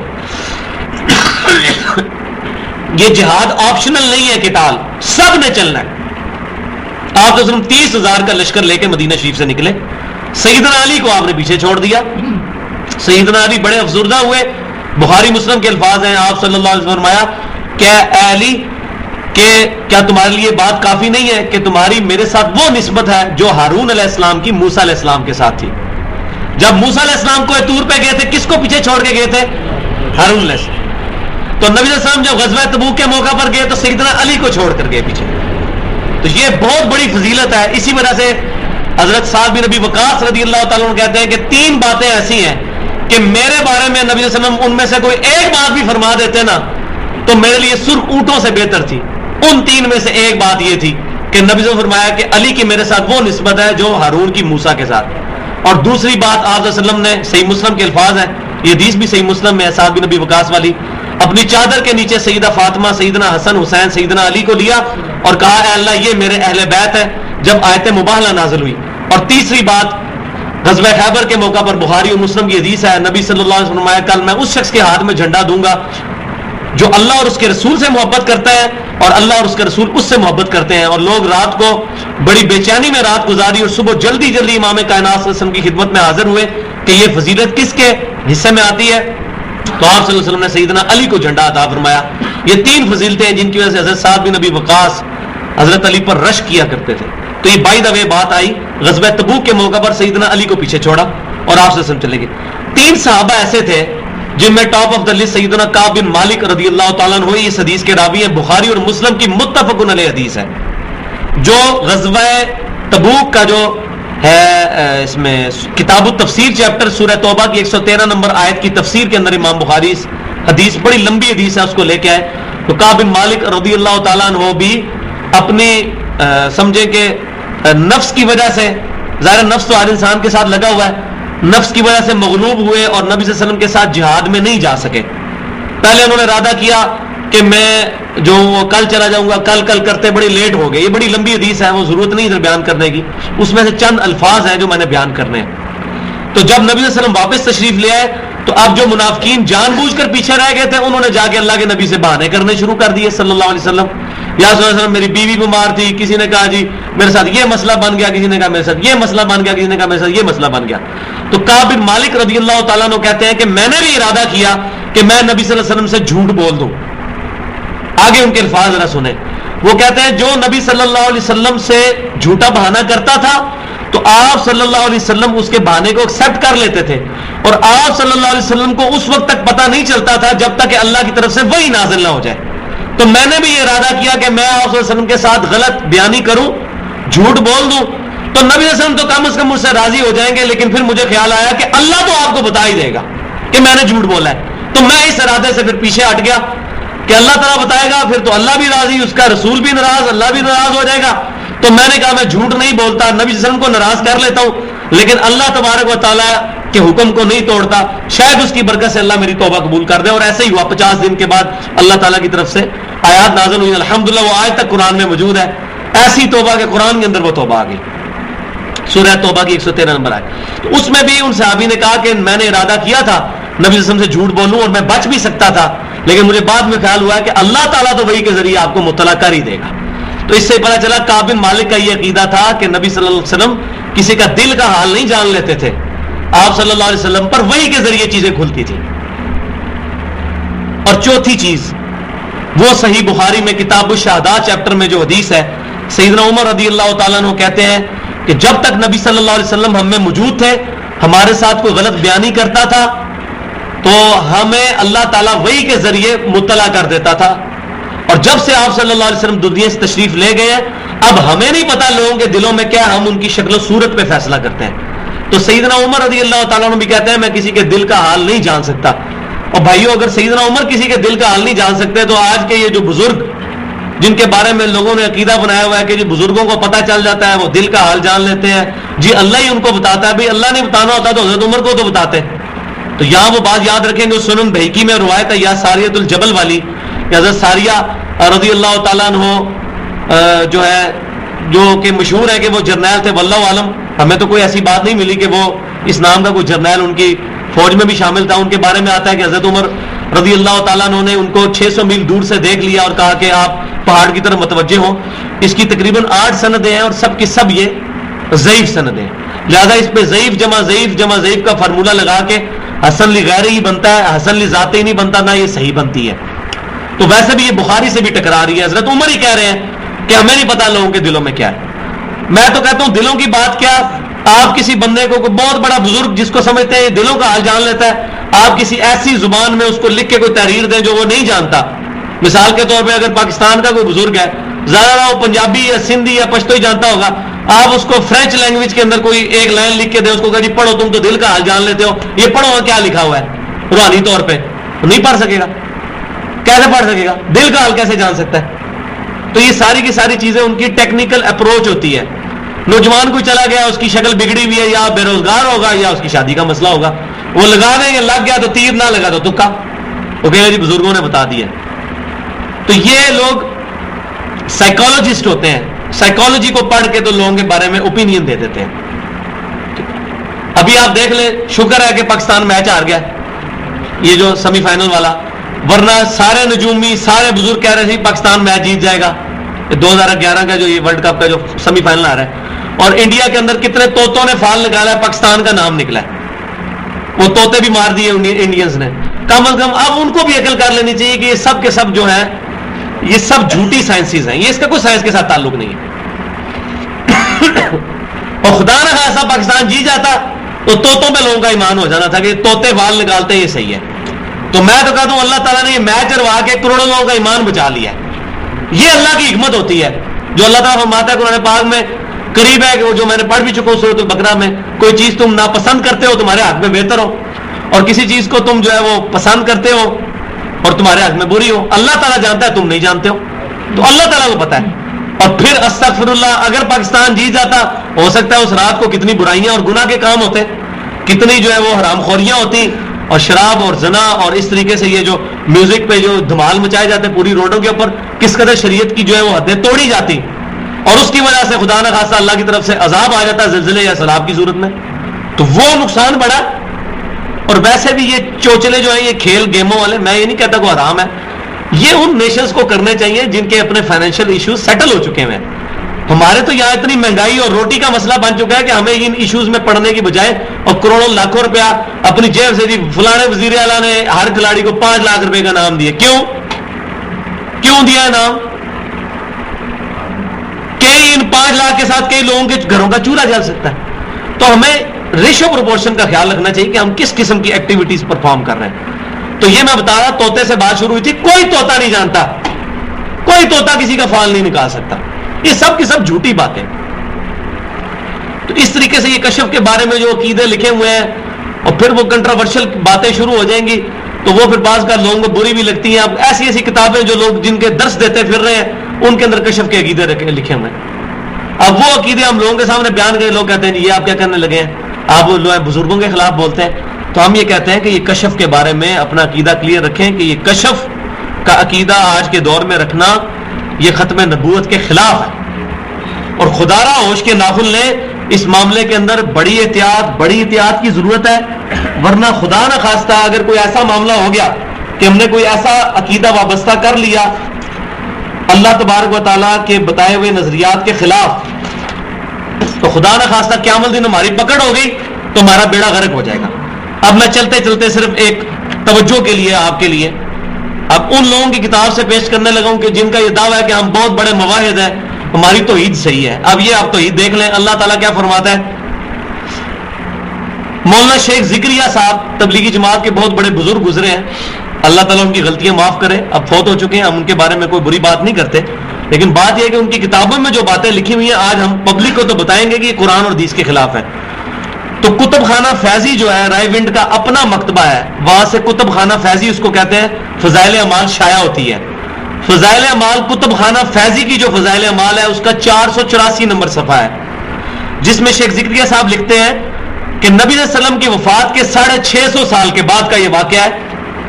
ابو یزید قرطبی, تو یہ شیخ ابو یزید قرطبی جو ہے یہ حضور صلی اللہ علیہ وسلم کی وفات کے 650 سال کے بعد آئے ہیں. تو 650 سال کا حصہ اس میں نہیں لکھا, یہ میں نے خود بیان کیا کیونکہ مجھے پتا ہے کہ وہ کب آئے ہیں اسماء و رجال کے علم کے تحت.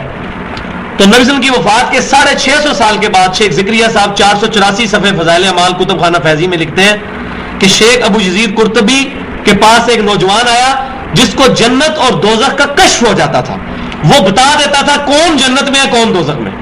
ولیعوذ باللہ تعالی.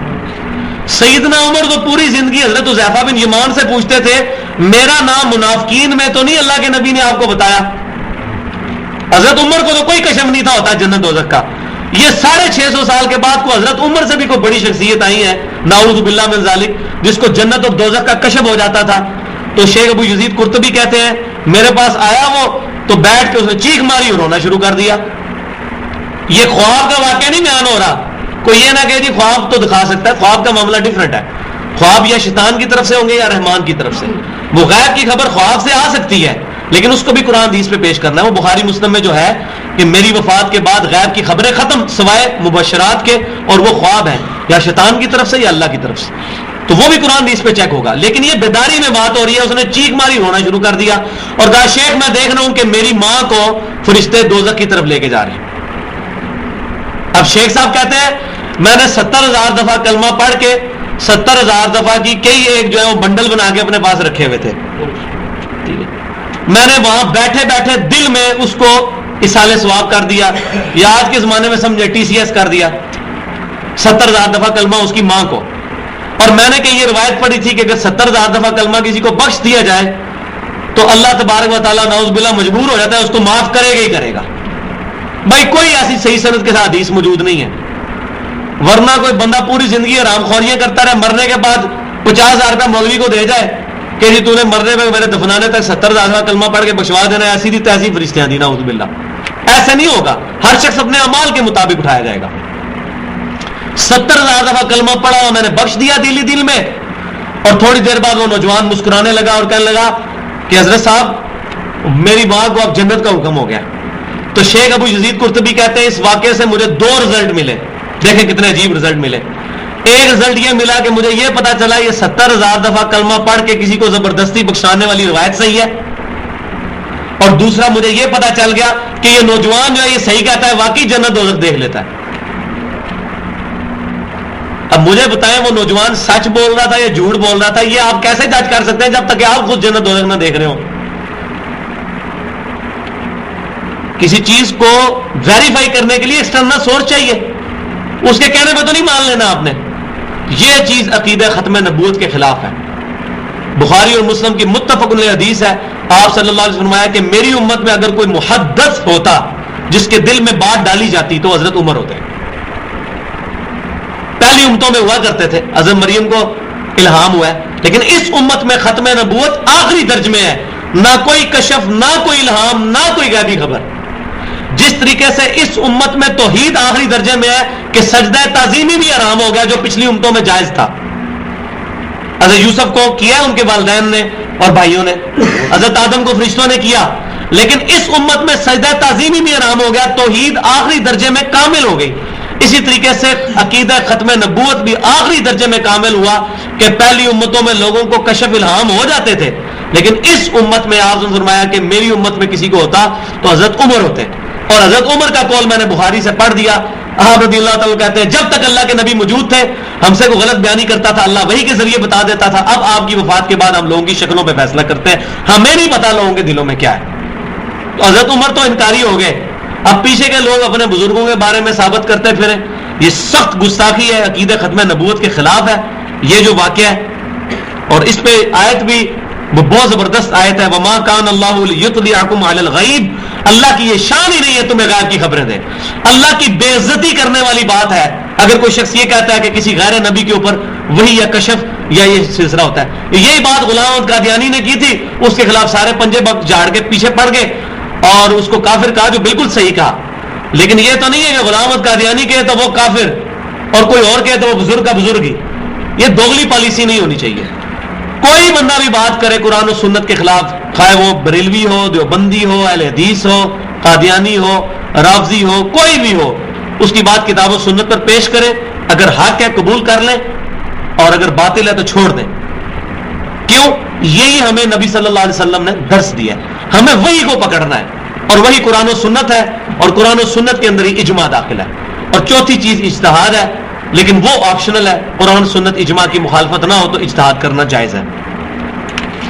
تو یہ میں نے مسئلہ علم غیب کے کانٹیکسٹ میں یہ ساری باتیں جو ہیں وہ ڈیٹیل کے ساتھ بیان کر دی۔ اب اللہ کا نام لے کے آگے چلتے ہیں، تیسرا پارہ شروع کرتے ہیں۔ بسم اللہ الرحمن الرحیم۔ تلک الرسل فضلنا بعضهم علی بعض، یہ سب رسول ہم نے فضیلت دی ہے ان میں سے بعض کو بعض پر۔ منہم من کلم اللہ ورفع بعضهم درجات، ان میں سے کوئی وہ بھی ہے کہ جس سے ہم نے کلام کیا، اور کوئی ایسے بھی ہیں جن کے ہم نے درجات اور معاملے میں بلند کر دیے، یعنی موسیٰ علیہ السلام کا اشارتاً یہاں پر ذکر ہو رہا ہے۔ وَآتَيْنَا عِيسَى ابْنَ مَرْيَمَ الْبَيِّنَاتِ، اور عیسیٰ بن مریم کو تو ہم نے کھلے معجزے دیے، بہت بڑے بڑے معجزے۔ وہ سورہ آل عمران میں آئے گا جا کے، اللہ کے حکم سے مردوں کو زندہ کر دیتے تھے، اللہ کے حکم سے مٹی کی جو ہے وہ پرندہ بنا کے اس میں پھونک مارتے تھے، وہ زندہ ہو جاتا تھا، اللہ کے حکم سے مادر ذات کوڑی جو تھے، پیدائشی طور پہ کوڑی، ان کو شفا دیتے تھے، اور اللہ کے حکم سے جو نابینا تھے جن کے آنکھوں کے ڈھیلے بھی نہیں ہوتے تھے، اس میں بھی مٹی رکھ کے اللہ کے حکم سے دعا کرتے تھے تو وہ بینا ہو جاتے تھے۔ وَآتَيْنَا عِيسَى ابْنَ مَرْيَمَ الْبَيِّنَاتِ، عیسیٰ بن مریم کو تو ہم نے بڑے بڑے معجزات دیے، اور وہ دیکھ لیں معجزات کس کے ذریعے دیے، وَأَيَّدْنَاهُ بِرُوحِ الْقُدُسِ، روح قدس کے ذریعے ان کی مدد فرمائی، جبرائیل علیہ السلام کے ذریعے مدد فرمائی. لہذا وہ جو آیت آئی تھی کہ فرشتوں نے اٹھایا ہوا تابوت سکینہ، تو ظاہری سبب تو بنا کہ وہ ایک دھگے کے اوپر اس کو رکھ کے تو وہ ایک ریڑے کے اوپر آگے جو ہے وہ بیل باندھ کے چھوڑ دیا، فرشتے آ کے لے آئے. یہاں بھی اللہ تبارک و تعالیٰ نے عیسیٰ بن مریم کو ذریعہ بنایا، لیکن ان کی مدد کی وَأَيَّدْنَاهُ بِرُوحِ الْقُدُسِ، ہولی گوسٹ کے ذریعے، روح قدس کے ذریعے ان کی مدد فرمائی. اس آیات سے یہ چیز پتہ چلی کہ رسولوں کے درمیان تفضیل کرنا عین ایمان اور جائز ہے. تفضیل کرنا، تفریق کرنا کفر ہے. لا نفرق بین احد من رسلی. اب یہ بات سمجھے، یہ جو آیت ہے سورۃ البقرہ کے آخری رکوع میں جا کے آئے گی، آمن الرسول بما انزل الیہ من ربہ والمؤمنون کل آمن باللہ وملائکتہ وکتبہ ورسلہ لا نفرق بین احد من رسلی.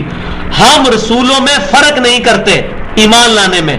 یعنی ہم جیوز کی طرح یہ نہیں کہتے کہ عیسیٰ بن مریم ولد الزنا ہے، نعوذ باللہ. ہم عیسیٰ بن مریم کو بھی مانتے ہیں، ہم موسیٰ علیہ السلام کو بھی مانتے ہیں، ہم بنی اسرائیل کے تمام انبیاء کو مانتے ہیں، ہم نوح علیہ السلام، آدم علیہ السلام کو بھی مانتے ہیں، تمام انبیاء کو مانتے ہیں. لا نفرق بین احد من رسلی، ہم رسولوں میں ایمان لانے میں فرق نہیں کرتے. اس کا یہ مطلب نہیں کہ فضیلت میں فرق کوئی نہیں ہے، فضیلت یہاں آ گئی. تلک الرسل فضلنا بعضهم علی بعض. اگر اس آیت کا یہ مطلب لیا جائے کہ تمام رسولوں کا درجہ ایک ہے تو یہ آیت ٹکرا جائے گی. یہاں اللہ تعالیٰ ہمارے بعض رسول بعض پر افضل ہے، وہاں اللہ ہمارا رسولوں میں فرق نہ کرو. اس کا کیا مطلب ہے؟ ایمان لانے میں فرق نہ کرو. کوئی شخص سارے نبیوں کو مانے، نبی صلی اللہ علیہ وسلم کو بھی مان لے، حضرت ابراہیم کا انکار کر دے کافر ہو جائے گا، حضرت عیسیٰ کا انکار کر دے کافر ہو جائے گا. کسی رسول پر ایمان لانے میں فرق نہیں کرنا. باقی درجے میں تو فرق ہے. جہاں اللہ نے میں بعض سے ہم نے کلام کیا ہے، موسیٰ علیہ السلام کو یہ کتنی بڑی فضیلت حاصل ہوئی ہے. اللہ نے کلام کیا جیسا کہ کلام کرنے کا حق ہے کوہ طور پر، یہ بہت بڑی فضیلت ہے ان کو. اس طرح عیسیٰ علیہ السلام کو بہت بڑی فضیلت ہے، بغیر باپ کے پیدا ہوئے ہیں، کسی اور نبی کو یہ فضیلت نہیں ملی. تو جزوی فضیلتیں ایک انبیاء کی دوسرے انبیاء پر ہیں، لیکن کلی فضیلت امام کائنات سید الاولین والآخرین شفیع المذنبین رحمت للعالمین سیدنا و مولانا امام اعظم امام الانبیاء والمرسلین صلی اللہ علیہ وسلم کو کلی فضیلت تمام انبیاء پر حاضر ہے. یہ اس پر امت کا اجماع ہے، جس کے لیے ایک ہی حدیث کافی ہے صحیح مسلم کی. نبی صلی اللہ علیہ وسلم کو شب معراج اللہ تعالیٰ نے تمام انبیاء کی امامت پر فائز فرمایا. تو امام وہ بنتا ہے جو سب سے افضل ہو. نبی صلی اللہ علیہ وسلم کی مبارک زندگی میں جب تک آپ کی صحت تھی، آپ صلی اللہ علیہ وسلم خود ہی امامت فرماتے تھے، سوائے ایک موقع میں صحیح مسلم کے اندر آتا ہے، اس وقت بھی نبی صلی اللہ علیہ وسلم وہاں موجود نہیں تھے. عبد الرحمن بن عوف رضی اللہ عنہ نماز پڑھا رہے تھے، آپ صلی اللہ علیہ وسلم جو ہے وہ آئے، نماز صحابہ کرام نے آگاہ کیا لیکن آپ نے منع فرما دیا. عبد الرحمن بن عوف اپنی نماز پڑھتے رہے، پڑھاتے رہے. آپ صلی اللہ علیہ وسلم کی ایک رکعت چھوٹ گئی تو آپ نے اپنی رکعت مکمل کی. بس یہ ایک واقعہ ہے. سیدنا ابو بکر صدیق کے پیچھے بھی نبی صلی اللہ علیہ وسلم نے کبھی کوئی نماز نہیں پڑھی. وہ جتنے واقعات ہیں سب میں حضرت ابو بکر صدیق نے مسلح چھوڑ دیا تھا، آپ صلی اللہ علیہ وسلم مسلح پر آئے، سیدنا ابو بکر صدیق رضی اللہ تعالیٰ مکبر کی حیثیت سے پیچھے کھڑے ہوئے. تو آپ صلی اللہ علیہ وسلم کو امام بنایا گیا انبیاء کا. اور دوسری فضیلت خاتم النبیین، ختم نبوت کا تاج آپ کے سر پر سجا، جو اس چیز کا ثبوت ہے کہ آپ صلی اللہ علیہ وسلم پر آ کر نبوت ایسی کامل ہوئی ہے کہ آپ کے بعد اب کوئی نبی نہیں آئے گا جو کسی اور درجے میں پرفیکشن کرے. آپ نے منصب نبوت کو اس اعلیٰ ترین درجے پر اللہ تبارک و تعالیٰ نے آپ کے ذریعے پہنچا دیا کہ اب گنجائش ہی نہیں ہے کہ آپ کو کوئی وائلیٹ کرے. آپ تو یہ بہت بڑی فضیلت، یہ پورا ایک چیپٹر ہے. تو رسولوں میں تفضیل جائز ہے، تفریق جائز نہیں ہے. اسی طریقے سے صحابہ کرام میں بھی جزوی فضیلت ہے. سیدنا علی رضی اللہ تعالیٰ عنہ کو کئی معاملات میں سیدنا ابوبکر عمر عثمان پر بھی جزوی فضیلت حاصل ہے، لیکن کلی فضیلت اہل سنت کے نزدیک سیدنا ابوبکر صدیق کو ہے، پھر سیدنا عمر، پھر سیدنا عثمان اور پھر سیدنا علی، اور پھر اشرا مبشرہ اور پھر اصحاب بدر، اور یہ ترتیب. جزوی فضیلت کسی ایک کی دوسرے پہ ہو سکتی ہے. انبیاء میں بھی ہے. حضرت عیسیٰ علیہ السلام بغیر باپ کے پیدا ہوئے ہیں، ہمارے نبی صلی اللہ علیہ وسلم باپ سے پیدا ہوئے ہیں، تو حضرت عیسیٰ کو یہ فضیلت حاصل ہے. حضرت عیسیٰ علیہ السلام آج تک زندہ ہے، نبی صلی اللہ علیہ وسلم فوت ہو چکے ہیں. ہاں برصغیر حیات کے ساتھ اپنی قبر مبارک میں جسم مبارک اور روح مبارک جنت میں زندہ ہے، لیکن آپ صلی اللہ علیہ وسلم پر وہ موت آئی جو حضرت عیسیٰ پر نہیں آئی ابھی تک. یہ بہت بڑی فضیلت ان کو حاصل ہے. ہاں قرب قیامت میں وہ اتریں گے، پھر اللہ تعالیٰ ان پر وہ موت طاری کرے گا. کل نفس ذائقۃ الموت. تو جزوی فضیلت کا کسی پر کسی کے ہونا کلی فضیلت کا قائل نہیں، مطلب وہ اس کا ثبوت نہیں ہوتا. تو جزوی فضیلت ہو سکتی، لیکن کلی فضیلت انبیاء کرام میں نبی صلی اللہ علیہ وسلم کو حاصل ہے. لیکن اس میں ایک بات یاد رکھیں، کبھی بھی نبی صلی اللہ علیہ وسلم کی فضیلت بیان کرتے ہوئے گستاخی کا پہلو کسی اور نبی کے بارے میں نہ آئے، ورنہ وہ چیز ہمیں جرم میں لے جائے گی. جیسا کہ ایک دفعہ سیدنا ابوبکر صدیق سے بھی غلطی ہو گئی، صحیح بخاری میں موجود ہے. سیدنا ابوبکر صدیق اور یہودی کا جھگڑا ہوا. یہودی نے کہہ دیا کہ اللہ تعالیٰ نے موسیٰ علیہ السلام کو تمام جہانوں پر فضیلت دی ہے. حضرت ابوبکر صدیق نے کہہ دیا کہ نبی صلی اللہ علیہ وسلم کو تمام جہانوں پر فضیلت دی ہے. آپس میں تلخ کلامی ہوئی. سیدنا ابوبکر صدیق نے تھپڑ مار دیا اس یہودی کے. وہ یہودی مقدمہ لے کر نبی صلی اللہ علیہ وسلم کے پاس آیا تو آپ صلی اللہ علیہ وسلم نے سیدنا ابوبکر صدیق کو ڈانٹا اور آپ نے فرمایا کہ موسیٰ علیہ السلام کیا مجھے یونس بن متا علیہ السلام پر بھی فضیلت مت دو. حضرت یونس وہ واحد نبی ہے جن پر اللہ تعالیٰ نے لغزش کی وجہ سے عتاب فرمایا تھا اور مچھلی کے پیٹ میں رہے. اور سورہ صافات میں آتا ہے کہ وہ قیامت تک مچھلی کے پیٹ میں رہتے اگر وہ ہمیں یاد نہ کرتے. کن الفاظ کے ساتھ یاد کیا؟ وہ سورہ انبیاء میں لا الہ الا انت سبحانک انی کنت من الظالمین. اور اسی آیت میں موجود ہے کہ ہم اسی طریقے سے مومنین کو بھی نجات دیں گے جو اس دعا کے ذریعے اللہ کی طرف رجوع کرے گا. اور جامعہ ترمذی میں صحیح حدیث ہے کتاب الدعوات چیپٹر میں کہ جو شخص لا الہ الا انت سبحانک انی کنت من الظالمین پڑھ کے اللہ کی طرف متوجہ ہوتا ہے اللہ تعالیٰ اس کو محروم نہیں لوٹاتا. یہ بہت بڑا وظیفہ ہے مصیبت پریشانی کے اندر دعاؤں کو قبول کرنے کے لیے. اپنی تشہد کی دعاؤں میں بھی اس کو لازم کرے لا الہ الا انت سبحانک انی کنت من الظالمین. اتنے پیارے الفاظ ہیں. نہیں ہے کوئی معبود مگر تو ہی اے اللہ، اور تو پاک ہے، تو غلطی کر ہی نہیں کر سکتا. میں غلطی کر لی میں نے، انی کنت من الظالمین. سب سے بیسٹ انداز ہے یہ معافی مانگنے کا. اے اللہ تو ہے ہی پاک، تو غلطی کر ہی نہیں سکتا، میں تو غلطی کروں گا. لا الہ الا انت سبحانک، تو پاک ہے، تو غلطی نہیں کر سکتا. انی کنت من الظالمین، میں تو غلطی کر سکتا ہوں نا، مجھے معاف کر دے. یہ بہت پیاری دعا. تو حضرت یونس علیہ السلام کے بارے میں آپ نے فرمایا مجھے یونس میں بھی فضیلت مت دو. فضیلت کس طرح کی؟ جس میں کسی نبی کو ڈیگریڈ کیا جائے. جیسا کہ احمد بریلوی صاحب کے یہ مجھے بہت پیارے لگتے ہیں اشعار، مصطفیٰ جان رحمت پہ لاکھوں سلام، لیکن اس میں ایک شعر جو ہے وہ مجھے سخت احتجاج ہے اس کے اوپر. کس کو دیکھا یہ موسیٰ سے پوچھے کوئی، آنکھ والوں کی ہمت پہ لاکھوں سلام. کہ موسیٰ علیہ السلام تو اللہ کی تجلی برداشت نہیں کر سکے، بے ہوش ہو چکے، اور نبی صلی اللہ علیہ وسلم کو اللہ تبارک و تعالیٰ نے اپنی زیارت کروائی. صحیح سند سے ثابت ہے نبی صلی اللہ علیہ وسلم کو اللہ تعالیٰ نے خواب میں اپنی زیارت کروائی. جامعہ ترمذی میں حدیث موجود ہے. امام ترمذی نے بھی فرمایا ھذا حدیث حسن صحیح، اور امام بخاری کا قول بھی امام ترمذی نے نقل کیا کہ امام بخاری فرماتے ہیں یہ حدیث صحیح ہے.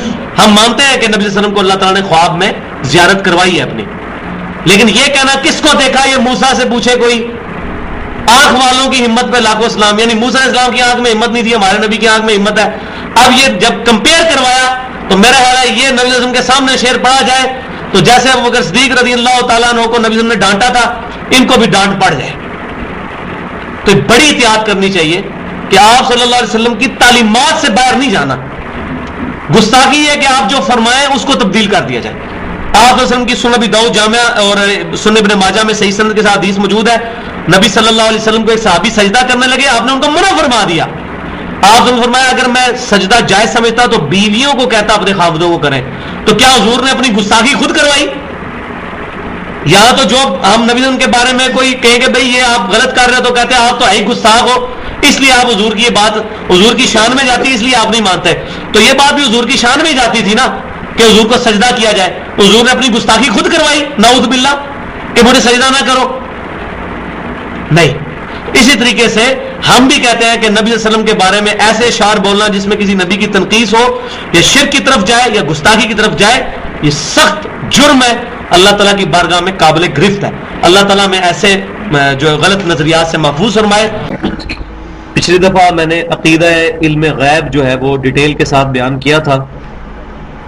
اس کو کنکلوڈ کرتے ہوئے بس بنیادی بات ایک یاد رکھیں کہ امام کائنات صلی اللہ علیہ وسلم کے بارے میں ہمارا یہ عقیدہ ہے کہ آپ صلی اللہ علیہ وسلم ہوں یا کوئی بھی انبیاء کرام علیہ السلام ہوں، اللہ تعالیٰ ان کو غیب کی خبریں عطا فرماتا ہے، اور یہی نبی اور غیر نبی میں فرق ہوتا ہے. نبی کے پاس وحی آتی ہے، غیر نبی کے پاس وحی نہیں آتی. جو شخص نبی کے لیے وحی کا علم یا غیب کی خبریں نہ مانے وہ تو مسلمان ہی نہیں. لیکن اس میں یہ احتیاط بہت ضروری ہے، اور اس احتیاط پہ میرے علم کے مطابق تینوں اہل سنت کہلوانے والے گروہ بریلوی، دیوبندی اور اہل حدیث متفق ہیں کہ نبی صلی اللہ علیہ وسلم کے علم اور اللہ تعالیٰ کے علم میں 3 لحاظ سے فرق ہے. نمبر 1 یہ ہے کہ نبی صلی اللہ علیہ وسلم کا جو علم ہے وہ ذاتی نہیں، عطائی ہے. اللہ تعالیٰ کا علم جو ہے وہ ذاتی علم ہے. نبی صلی اللہ علیہ وسلم کا جو علم ہے وہ اللہ تعالیٰ کے عطا فرمانے سے ہے. دوسرا فرق جس پہ بریلوی، دیوبندی، اہل حدیث تینوں متفق ہیں اہل سنت کے گروہ، وہ یہ ہے کہ نبی صلی اللہ علیہ وسلم کا علم محدود ہے اور اللہ تعالیٰ کا علم لامحدود ہے. اور تیسری چیز جس پر اہل سنت کے تمام گروہ متفق ہیں وہ یہ ہے کہ آپ صلی اللہ علیہ وسلم کا علم جو ہے وہ حادث ہے اور اللہ تعالیٰ کا علم قدیم ہے. یہ ٹرمنالوجیز ہیں، ان کا مطلب یہ ہے قدیم وہ علم ہے جو ہمیشہ سے اللہ کے علم میں ہے. اللہ تعالیٰ کے علم میں ہمیشہ سے ہر چیز ہے، جبکہ اللہ تبارک و تعالیٰ کے علاوہ کسی بھی ہستی کے لیے یہ عقیدہ نہیں رکھا جا سکتا. انبیاء کرام کو جو علم ملتا ہے وہ ہمیشہ سے نہیں ہوتا بلکہ اللہ کے بتائے سے ہوتا ہے. تو یہ جو ہے وہ منطق کی اصطلاحات ہے، لاجک کی، قدیم اور حادث. تو یہ 3 بنیادی فرق، اور اس پہ میں نے تقریباً پچھلی دفعہ میرا خیال ہے کوئی آدھا گھنٹہ بحث کی تھی، اور ساری قرآن پاک سے آیات اور احادیث سے میں نے چیزیں کھول کر بیان کی تھی. تو اگر کسی کے اصول اور مبادی یہ ہوں، اس کے بعد کسی جگہ اس کو تعویل کی غلطی لگ جائے تو اس کے اوپر کوئی شرعی گرفت نہیں آتی. مثال کے طور پر کوئی شخص کہتا ہے کہ نبی صلی اللہ علیہ وسلم کو فلاں موقع پر اللہ نے یہ بات بتا دی تھی لیکن آپ صلی اللہ علیہ وسلم نے حکمت کی وجہ سے پوشیدہ رکھی، تو اب کیونکہ اس کا اصول اور مبادی صحیح ہے اب اس پر کوئی فتویٰ نہیں لگ سکتا. لیکن اگر کوئی یہ عقیدہ بنا لے کہ نبی صلی اللہ علیہ وسلم خود غیب جان لیا کرتے تھے تو یہ قرآن پاک کے خلاف ہے. اور میرے علم کے حد تک بریلوی، دیوبندی، اہل حدیث تینوں میں سے کسی کا بھی اہل علم میں یہ عقیدہ نہیں ہے کہ نبی صلی اللہ علیہ وسلم خود غیب جان لیتے تھے. یہ کسی کا بھی عقیدہ نہیں. پبلک کا جو عقیدہ ہے اس کو چھوڑ دیں، بات ہے علماء کی اور کتابوں کی. اس کے بعد میں نے تقریباً 20-25 منٹ گفتگو کی تھی انبیاء کرام کے درمیان جو فضیلت ہے وہ جائز ہے اس کو بیان کرنا کہ ایک نبی کی دوسرے پر فضیلت کیا ہے، لیکن اس کی بنیاد پر کسی پیغمبر کی، کسی پروفٹ کی تنقیص نہیں کی جا سکتی. مثلا امام کائنات صلی اللہ علیہ وآلہ وسلم کو اللہ تبارک و تعالیٰ نے خواب میں اپنا دیدار عطا فرمایا. یہ جامعہ ترمذی میں صحیح سند کے ساتھ حدیث موجود ہے. امام بخاری بھی اس حدیث کو صحیح کہتے ہیں. امام ترمذی نے امام بخاری رحمۃ اللہ علیہ کا قول بھی نقل کیا ہے کہ نبی صلی اللہ علیہ وسلم کو خواب میں اللہ تعالیٰ کی زیارت ہوئی. اب یہ سعادت جو ہے آپ صلی اللہ علیہ وسلم کے علاوہ کسی کو بھی حاصل نہیں ہوئی. یہ آپ کو اللہ تعالیٰ نے بہت بڑی سعادت عطا فرمائی. لیکن اب اس کی بنیاد پر یہ شعر نہیں کہا جا سکتا کس کو دیکھا یہ موسیٰ سے پوچھے کوئی آنکھ والوں کی ہمت پہ لاکھوں سلام، کہ موسیٰ علیہ السلام اللہ تعالیٰ کو نہیں دیکھ سکے اور نبی صلی اللہ علیہ وسلم نے اللہ تعالیٰ کو دیکھ لیا. اب انبیاء کو آپس میں کمپیئر کر کے ایک کی تنقیص بیان کرنا، دوسرے کی فضیلت بیان کرنا یہ جرم ہے، اور اس سے نبی صلی اللہ علیہ وسلم نے منع فرمایا. جو میں نے پچھلی دفعہ صحیح بخاری سے حدیث بتائی تھی کہ آپ صلی اللہ علیہ وسلم نے فرمایا کہ مجھے یونس میں بھی فضیلت مت دو. اس طرح کی فضیلت کہ جس کی بنیاد پر کسی دوسرے نبی کو کہا جائے کہ یہ تو کم درجے کا ہے، نعوذ باللہ.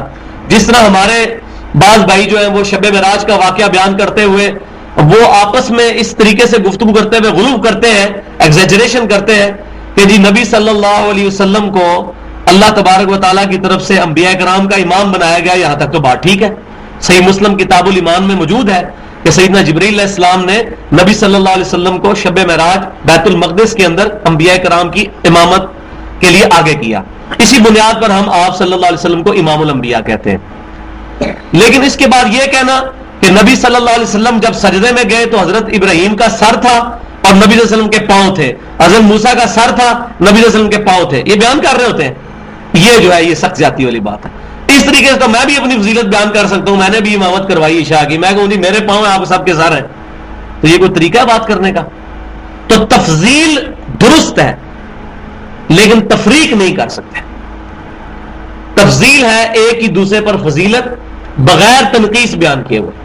اور تفریق یہ ہے کہ سب سے بڑی تفریق تو یہودیوں نے کی جنہوں نے عیسیٰ علیہ السلام کو نبی ماننے سے انکار کر دیا, نبی صلی اللہ علیہ وسلم کو نبی ماننے سے انکار کر دیا. اسی طرح کرسچنز نے نبی صلی اللہ علیہ وسلم کی نبوت کو نہیں مانا. حضرت موسیٰ علیہ السلام کو اور پچھلے بنی اسرائیل کے انبیاء کو وہ مانتے ہیں, لیکن نبی صلی اللہ علیہ وسلم کی نبوت کا انہوں نے نہیں مانا.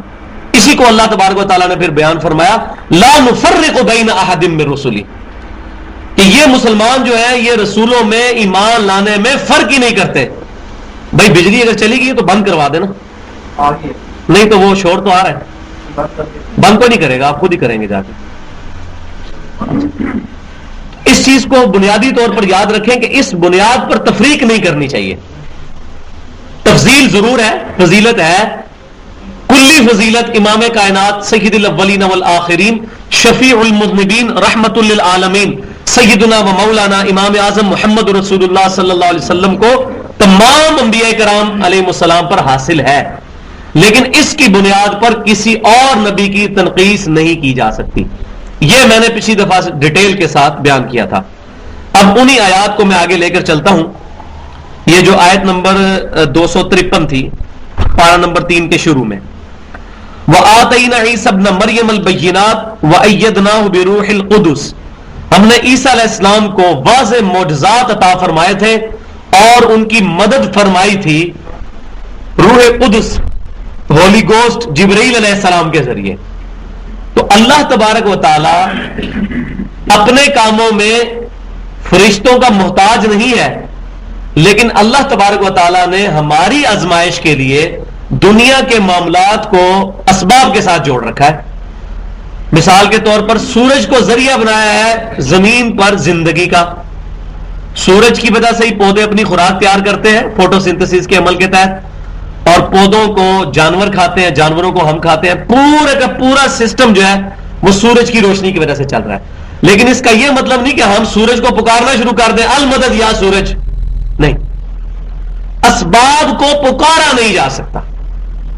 فرشتوں کی ڈیوٹی ہے بارش برسانے کی, لیکن بارش کس سے مانگیں گے؟ اللہ سے. یہ جھگڑا نہیں کہ کسی کے پاس اختیار ہے یا نہیں ہے. سیدنا علی کے پاس اختیار ہے مشکل دور کرنے کا یا نہیں, یا شیخ عبد القادر جنانی رحمۃ اللہ علیہ کے پاس اختیار ہے مشکل دور کرنے کا یا نہیں, یہ تو جھگڑا ہی نہیں ہے. جھگڑا یہ ہے کہ ان کے پاس اختیار ہو تب بھی ان کو پکارنا, غیر اللہ سے دعا مانگنا ہے. اور قرآن میں آیا ایاک نعبد و ایاک نستعین, اے اللہ عبادت بھی صرف تیری کریں گے اور دعا بھی صرف تجھی سے مانگیں گے, غائب میں مدد صرف اللہ سے مانگیں گے. تو یہاں بھی اللہ تعالیٰ فرما رہا ہے عیسیٰ علیہ السلام کی ہم نے مدد فرمائی جبرائیل علیہ السلام کے ذریعے سے, فرشتے کو ذریعہ بنایا. لیکن حضرت عیسیٰ علیہ السلام کبھی یہ نہیں کہتے ہیں یا جبرائیل المدد, یا نبی صلی اللہ علیہ وسلم کے ساتھ بھی جبرائیل علیہ السلام نے باقی فرشتوں نے آ کر قتال کیا ہے غزوہ بدر کے اندر, غزوہ حنین کے اندر, لیکن کسی ضعیف سند سے بھی ثابت نہیں ہے کہ نبی صلی اللہ علیہ وسلم نے کبھی کہا المدد یا جبرائیل المدد یا میکائیل. نہیں, پکارا اللہ کو اور کہا یا حی یا قیوم برحمتک استغیث. اللہ کو پکارنا ہے, اللہ تعالیٰ فرشتے کو بھیجے, اللہ تعالیٰ ہوا کو بھیجے, اللہ تعالیٰ کسی جن کو بھیجے, اللہ تعالیٰ کسی نبی کی روح کو بھیجے, کسی ولی کی روح کو بھیجے, یہ بعد کے معاملے ہیں. پکارنا اللہ کو ہے. سیدنا علی کو پکارنا دراصل سیدنا علی رضی اللہ تعالیٰ عنہ سے دعا کرنا ہے, اور یہ اس کائنات کا سب سے بڑا جرم ہے کہ اللہ کے علاوہ کسی اور ہستی سے دعا کی جائے. ہاں, سیدنا علی جب تک دنیا میں موجود تھے نبی صلی اللہ علیہ وسلم نے بھی ان کو اسباب کے طور پر اختیار کیا. جیسے غزوہ خیبر کے موقع پر آپ صلی اللہ علیہ وسلم نے سیدنا علی کو بلا کر جھنڈا آپ کے ہاتھ میں دیا. لیکن یہ کبھی نہیں ہوا کہ نبی صلی اللہ علیہ وسلم کے جو صحابہ کرام فوت ہو چکے تھے آپ ان کو بلا کے کہہ رہے ہو کہ میری مدد کو پہنچے, جس طرح حضرت حمزہ تھے رضی اللہ تعالیٰ عنہ غزوہ احد میں شہید ہو گئے تھے, لیکن آپ نے پوری زندگی کبھی نہیں کہا کہ اے امیر حمزہ میری مدد کو پہنچے, کبھی آپ نے نہیں کہا. ظاہری اسباب اختیار کرنا کچھ اور ہے, غائب میں دعا کے لیے پکارنا کچھ اور ہے. وَلَوْ شَاءَ اللَّهُ مَقْتَتَلَ الَّذِينَ مِن بَعْدِهِم مِن بَعْدِ مَا جَاءَتْهُمُ الْبَيِّنَاتُ. اللہ تعالیٰ فرما رہا ہے کہ اگر ہم چاہتے تو ان معجزوں کے, ان روشن نشانیوں کے آ جانے کے باوجود یہ جو لوگ آپس میں جھگڑ رہے ہیں اگر اللہ تبارک و تعالیٰ چاہتا تو ان روشن دلائل اور علم کے آنے کے بعد لوگوں میں کبھی بھی اختلاف نہ ہوتا. اگر اللہ تبارک و تعالیٰ چاہتا. اس کا یہ مطلب نہیں ہے کہ اللہ تبارک و تعالیٰ یہ چاہتا ہے کہ لوگ اختلاف کریں. اس کا مطلب یہ ہے کہ اللہ تعالیٰ اگر زبردستی یہ چاہتا کہ کسی کو ہدایت دے تو سارے سیدنا ابوبکر صدیق مان جاتے رضی اللہ تعالیٰ عنہ. لیکن اللہ تبارک و تعالیٰ نے چوائس رکھی ہے کہ کوئی شخص اپنی چوائس سے اللہ کو چوز کرے. وَلَٰكِنِ اخْتَلَفُوا فَمِنْهُمْ مَنْ آمَنَ وَمِنْهُمْ مَنْ كَفَرَ. لیکن لوگوں نے روشن دلائل کے آ جانے کے باوجود بعض لوگ ان پر ایمان لے آئے اور بعض ایسے ہیں کہ جنہوں نے اس سے کفر کیا. یعنی لوگ اختلاف میں پڑ گئے. وَلَٰكِنِ اخْتَلَفُوا لوگوں نے اختلاف کیا باوجود اس کے کہ انبیاء کرام روشن نشانیاں لے کر علیہ السلام آگے. لیکن لوگوں نے کچھ لوگ ان پر ایمان لائے تو کچھ ان کے مخالف بھی ہوئے. اس کا مطلب یہ ہوا کہ ضروری نہیں ہے کہ جو صحیح بات ہے وہ ہمیشہ ہی ہر آدمی قبول کر لے. ورنہ انبیاء کرام علیہ السلام سے بڑھ کر کون ہے جو احسن طریقے سے حق کی بات پہنچا سکے. لیکن انبیاء سے بھی لوگوں نے دعوت حق قبول نہیں کی. ایسے بدبخت بھی ہیں.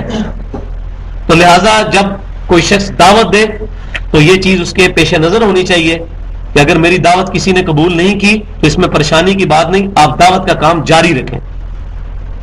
اگر ابو جہل جیسے لوگ موجود ہیں تو سیدنا عمر جیسے بھی لوگ موجود ہیں جنہوں نے اسلام قبول کیا ہے. لیکن دعوت نہ چھوڑی جائے. اور اس پہ یہ بھی ضروری نہیں ہے کہ کسی دعوت پر بہت زیادہ لوگ ایمان لے آئیں. نبی صلی اللہ علیہ وسلم کی مبارک زندگی میں وہی 1.25 لاکھ ہی صحابہ کرام تھے نا. باقی تو کروڑوں کے حساب سے دنیا کافر ہی تھی پوری دنیا میں. ان لوگوں نے ایمان قبول. اس وقت بھی آپ دیکھ لیں مسلمان 1.25 ارب یا زیادہ کوئی 1 ارب 40 کروڑ ہوں گے. باقی تو 5 ارب کے قریب کافر ہی موجود ہیں. تو یہ ضروری نہیں کہ کوئی حق بات قبول کر لے روشن دلائل کے آ جانے کے بعد. اس کے باوجود بھی لوگوں نے اختلاف کیا. وَلَوْ شَاءَ اللَّهُ مَا اقْتَتَلُوا. اور اگر اللہ تبارک و تعالیٰ چاہتا تو یہ کبھی مت جھگڑتے. یعنی اللہ تعالیٰ اگر زبردستی کسی کو ایمان کی دولت دینا چاہتا تو پیدائشی طور پہ اللہ تعالیٰ لوگوں کو مسلمان بنا دیتا. انبیاء کو نہیں بنایا اللہ تعالیٰ نے. انبیاء کرام پیدائشی طور پہ ہدایت یافتہ ہوتے ہیں. تو اگر اللہ تعالیٰ انبیاء کو پیدائشی طور پہ ہدایت دے سکتا ہے تو پوری دنیا کو ہدایت دے سکتا تھا اگر اللہ چاہتا. لیکن اللہ تعالیٰ کیا چاہتا ہے کہ لوگ خود ایفرٹ کر کے اللہ کے لیے اللہ کو چوز کریں. اور اسی کے اندر مزہ ہے. فرشتے جو اللہ تعالیٰ کی اطاعت قبول کیے ہوئے ہیں یا اللہ تبارک و تعالیٰ کی فرما برداری کرتے ہیں تو اس کی وجہ یہ ہے کہ وہ گناہ کر ہی نہیں سکتے. ہاں انسان ایسی مخلوق ہے جس کو اللہ تبارک و تعالیٰ نے انا ہدیناہ السبیل اما شاکرا و اما کفورا سورہ الدہر پارہ نمبر 29 کے اندر آتا ہے. ہم نے ہدایت کا راستہ بھی واضح کر دیا, گمراہی کا. اب تمہاری مرضی, چاہے تو ہدایت کو قبول کر لو چاہے گمراہی کو. اللہ تعالیٰ زبردستی کسی کو ہدایت نہیں دے گا. ورنہ تو جنت دوزخ کا کنسیپٹ ہی ختم ہو جائے. اگر یہ ہو کہ اذان ہوتے ہی زبردستی ہمارے پاؤں مسجد کی طرف چل پڑے تو پھر تو جنت دوزخ کا کنسیپٹ ہی ختم ہو جائے. اب کیا ہے, اذان ہوئی, کسی کی مرضی ہے وہ مسجد کی طرف جائے اور کسی کی مرضی ہے وہ ٹی وی کے آگے بیٹھ کے ورلڈ کپ کے میچ دیکھتا رہے. کوئی جو میچ دیکھے گا اس کو بھی اللہ تعالیٰ کی طرف سے کوئی غیبی تھپڑ نہیں پڑے گا, نہ اس کے سر پہ آگے جوتی پڑے گی, اور نہ مسجد کی طرف جو جا رہا ہے اس کے گلے میں ہار ڈالا جائے گا, ہاں جی بڑا اچھا کام کیا. دنیا میں ایسا نہیں ہوگا. ہاں آخرت پھر دونوں کی مختلف ہوگی. یہ نہیں ہوگا کہ دنیا میں جو فرما بردار ہے اور جو نافرمان ہے, دنیا میں بظاہر ہو سکتا ہے نافرمان ذرا بہتر کنڈیشن میں ہو, فرما بردار ذرا ماٹھی کنڈیشن میں ہو. لیکن آخرت میں فیصلہ جو ہے وہ انسان کے عقائد, نظریات اور انبیاء کرام علیہ السلام کو کس نے کتنا فالو کیا, ان کی تعلیمات پر کتنا عمل کیا, اس کی بنیاد پہ ہوگا. تو اللہ تعالیٰ فرما رہا ہے اگر ہم چاہتے تو زبردستی کر سکتے تھے. یہ اللہ تعالیٰ ہمیں اس لیے بتا رہا ہے تاکہ یہ سمجھ لو کہ جو لوگ باغی ہوئے ہیں اللہ تعالیٰ کے, کوئی نعوذ باللہ اللہ تعالیٰ کو کمزور نہیں ہے کہ ان کو گرفت نہیں کر سکتا. یہ اللہ کی سنت ہے کہ اللہ تبارک و تعالیٰ نے ان پر گرفت نہیں کی. ورنہ جن چیزوں پر اللہ تعالیٰ نے انٹینشنلی ہدایت امپوز کی ہوئی ہے ان کی مجال نہیں ہل جائے. سورج ہے, مجال ہے سورج کی کہ کبھی مشرق سے نکلنے سے انکار کر دے ود رسپیکٹ ٹو زمین. کبھی ہوا ہے اس طرح؟ آج تک کبھی نہیں ہوا. اللہ تبارک و تعالیٰ نے جن چیزوں کو کاموں میں لگایا ہوا ہے بہت بڑی بڑی چیزیں. سورج کوئی چھوٹی چیز نہیں ہے. آگے آئے گا, میں انشاءاللہ بتاؤں گا سورج کیا ہے آیت الکرسی کے اندر. وَلَٰكِنَّ اللَّهَ يَفْعَلُ مَا يُرِيدُ, لیکن اللہ تعالیٰ جو چاہتا ہے وہ کرتا ہے. اس کا یہ مطلب نہیں کہ اللہ تعالیٰ جسے چاہتا ہے جان بوجھ کے دوزخ میں پھینک دیتا ہے, جسے چاہتا ہے جان بوجھ کے جنت میں پھینک دیتا ہے, یہ مطلب نہیں ہے. وَلَٰكِنَّ اللَّهَ يَفْعَلُ مَا يُرِيدُ, اللہ تعالیٰ جو چاہتا ہے وہ کرتا ہے. اس نے انسان کے لیے یہ چوز کیا کہ انسان ہدایت اور گمراہی میں فرق خود کرے. فرشتوں کے لیے اس نے یہ چاہا کہ ان کو بلٹ ان ہدایت دے دے. انبیاء کے لیے اس نے یہ چاہا کہ ان کو بلٹ ان ہدایت دے دے. جبکہ انسانوں کے لیے یہ چاہا کہ اللہ تبارک و تعالیٰ انبیاء کرام علیہ السلام اور کتابوں کے ذریعے ان کے لیے ہدایت کو واضح کرے اور ان کے اختیار دے دے, چاہے تو وہ مان لیں چاہے انکار کریں. اسی وجہ سے انسان خلیفہ ہے اللہ تعالیٰ کا, نائب ہے. نائب ان معنوں میں ہے کہ اللہ نے اس کو اختیار دیا ہے. جس طرح اللہ تعالیٰ کے پاس اختیار ہے, اللہ تبارک و تعالیٰ نے اپنی مخلوق میں سے انسانوں کو یہ اختیار دیا ہے کہ وہ چاہے تو اللہ کی نافرمانی کریں چاہے تو اللہ تعالیٰ کی فرما برداری کریں. یہ اختیار اللہ نے فرشتوں کو نہیں دیا. فرشتے صرف فرما برداری کر سکتے ہیں. اسی طریقے سے اللہ تبارک و تعالیٰ کی جو دوسری مخلوقات ہیں جن کو اللہ تعالیٰ نے کاموں میں لگایا ہوا ہے وہ وہی کام کر رہی ہیں. کبھی نہیں ہوگا کہ آپ آم کی گٹھلی بوئیں اس میں سے سیب کا درخت نکل آئے, ہمیشہ آم کا ہی نکلے گا اس میں سے. اسی طرح جتنے نیچرل فینومیناز ہیں فزیکل لاز کے اندر, ان میں آپ ساری چیزیں دیکھ لیں, اللہ تبارک و تعالیٰ نے وہ چیزیں ان میں بلٹ ان ہدایت ڈالی ہوئی ہے, وہ اسی کو فالو کر رہے ہیں.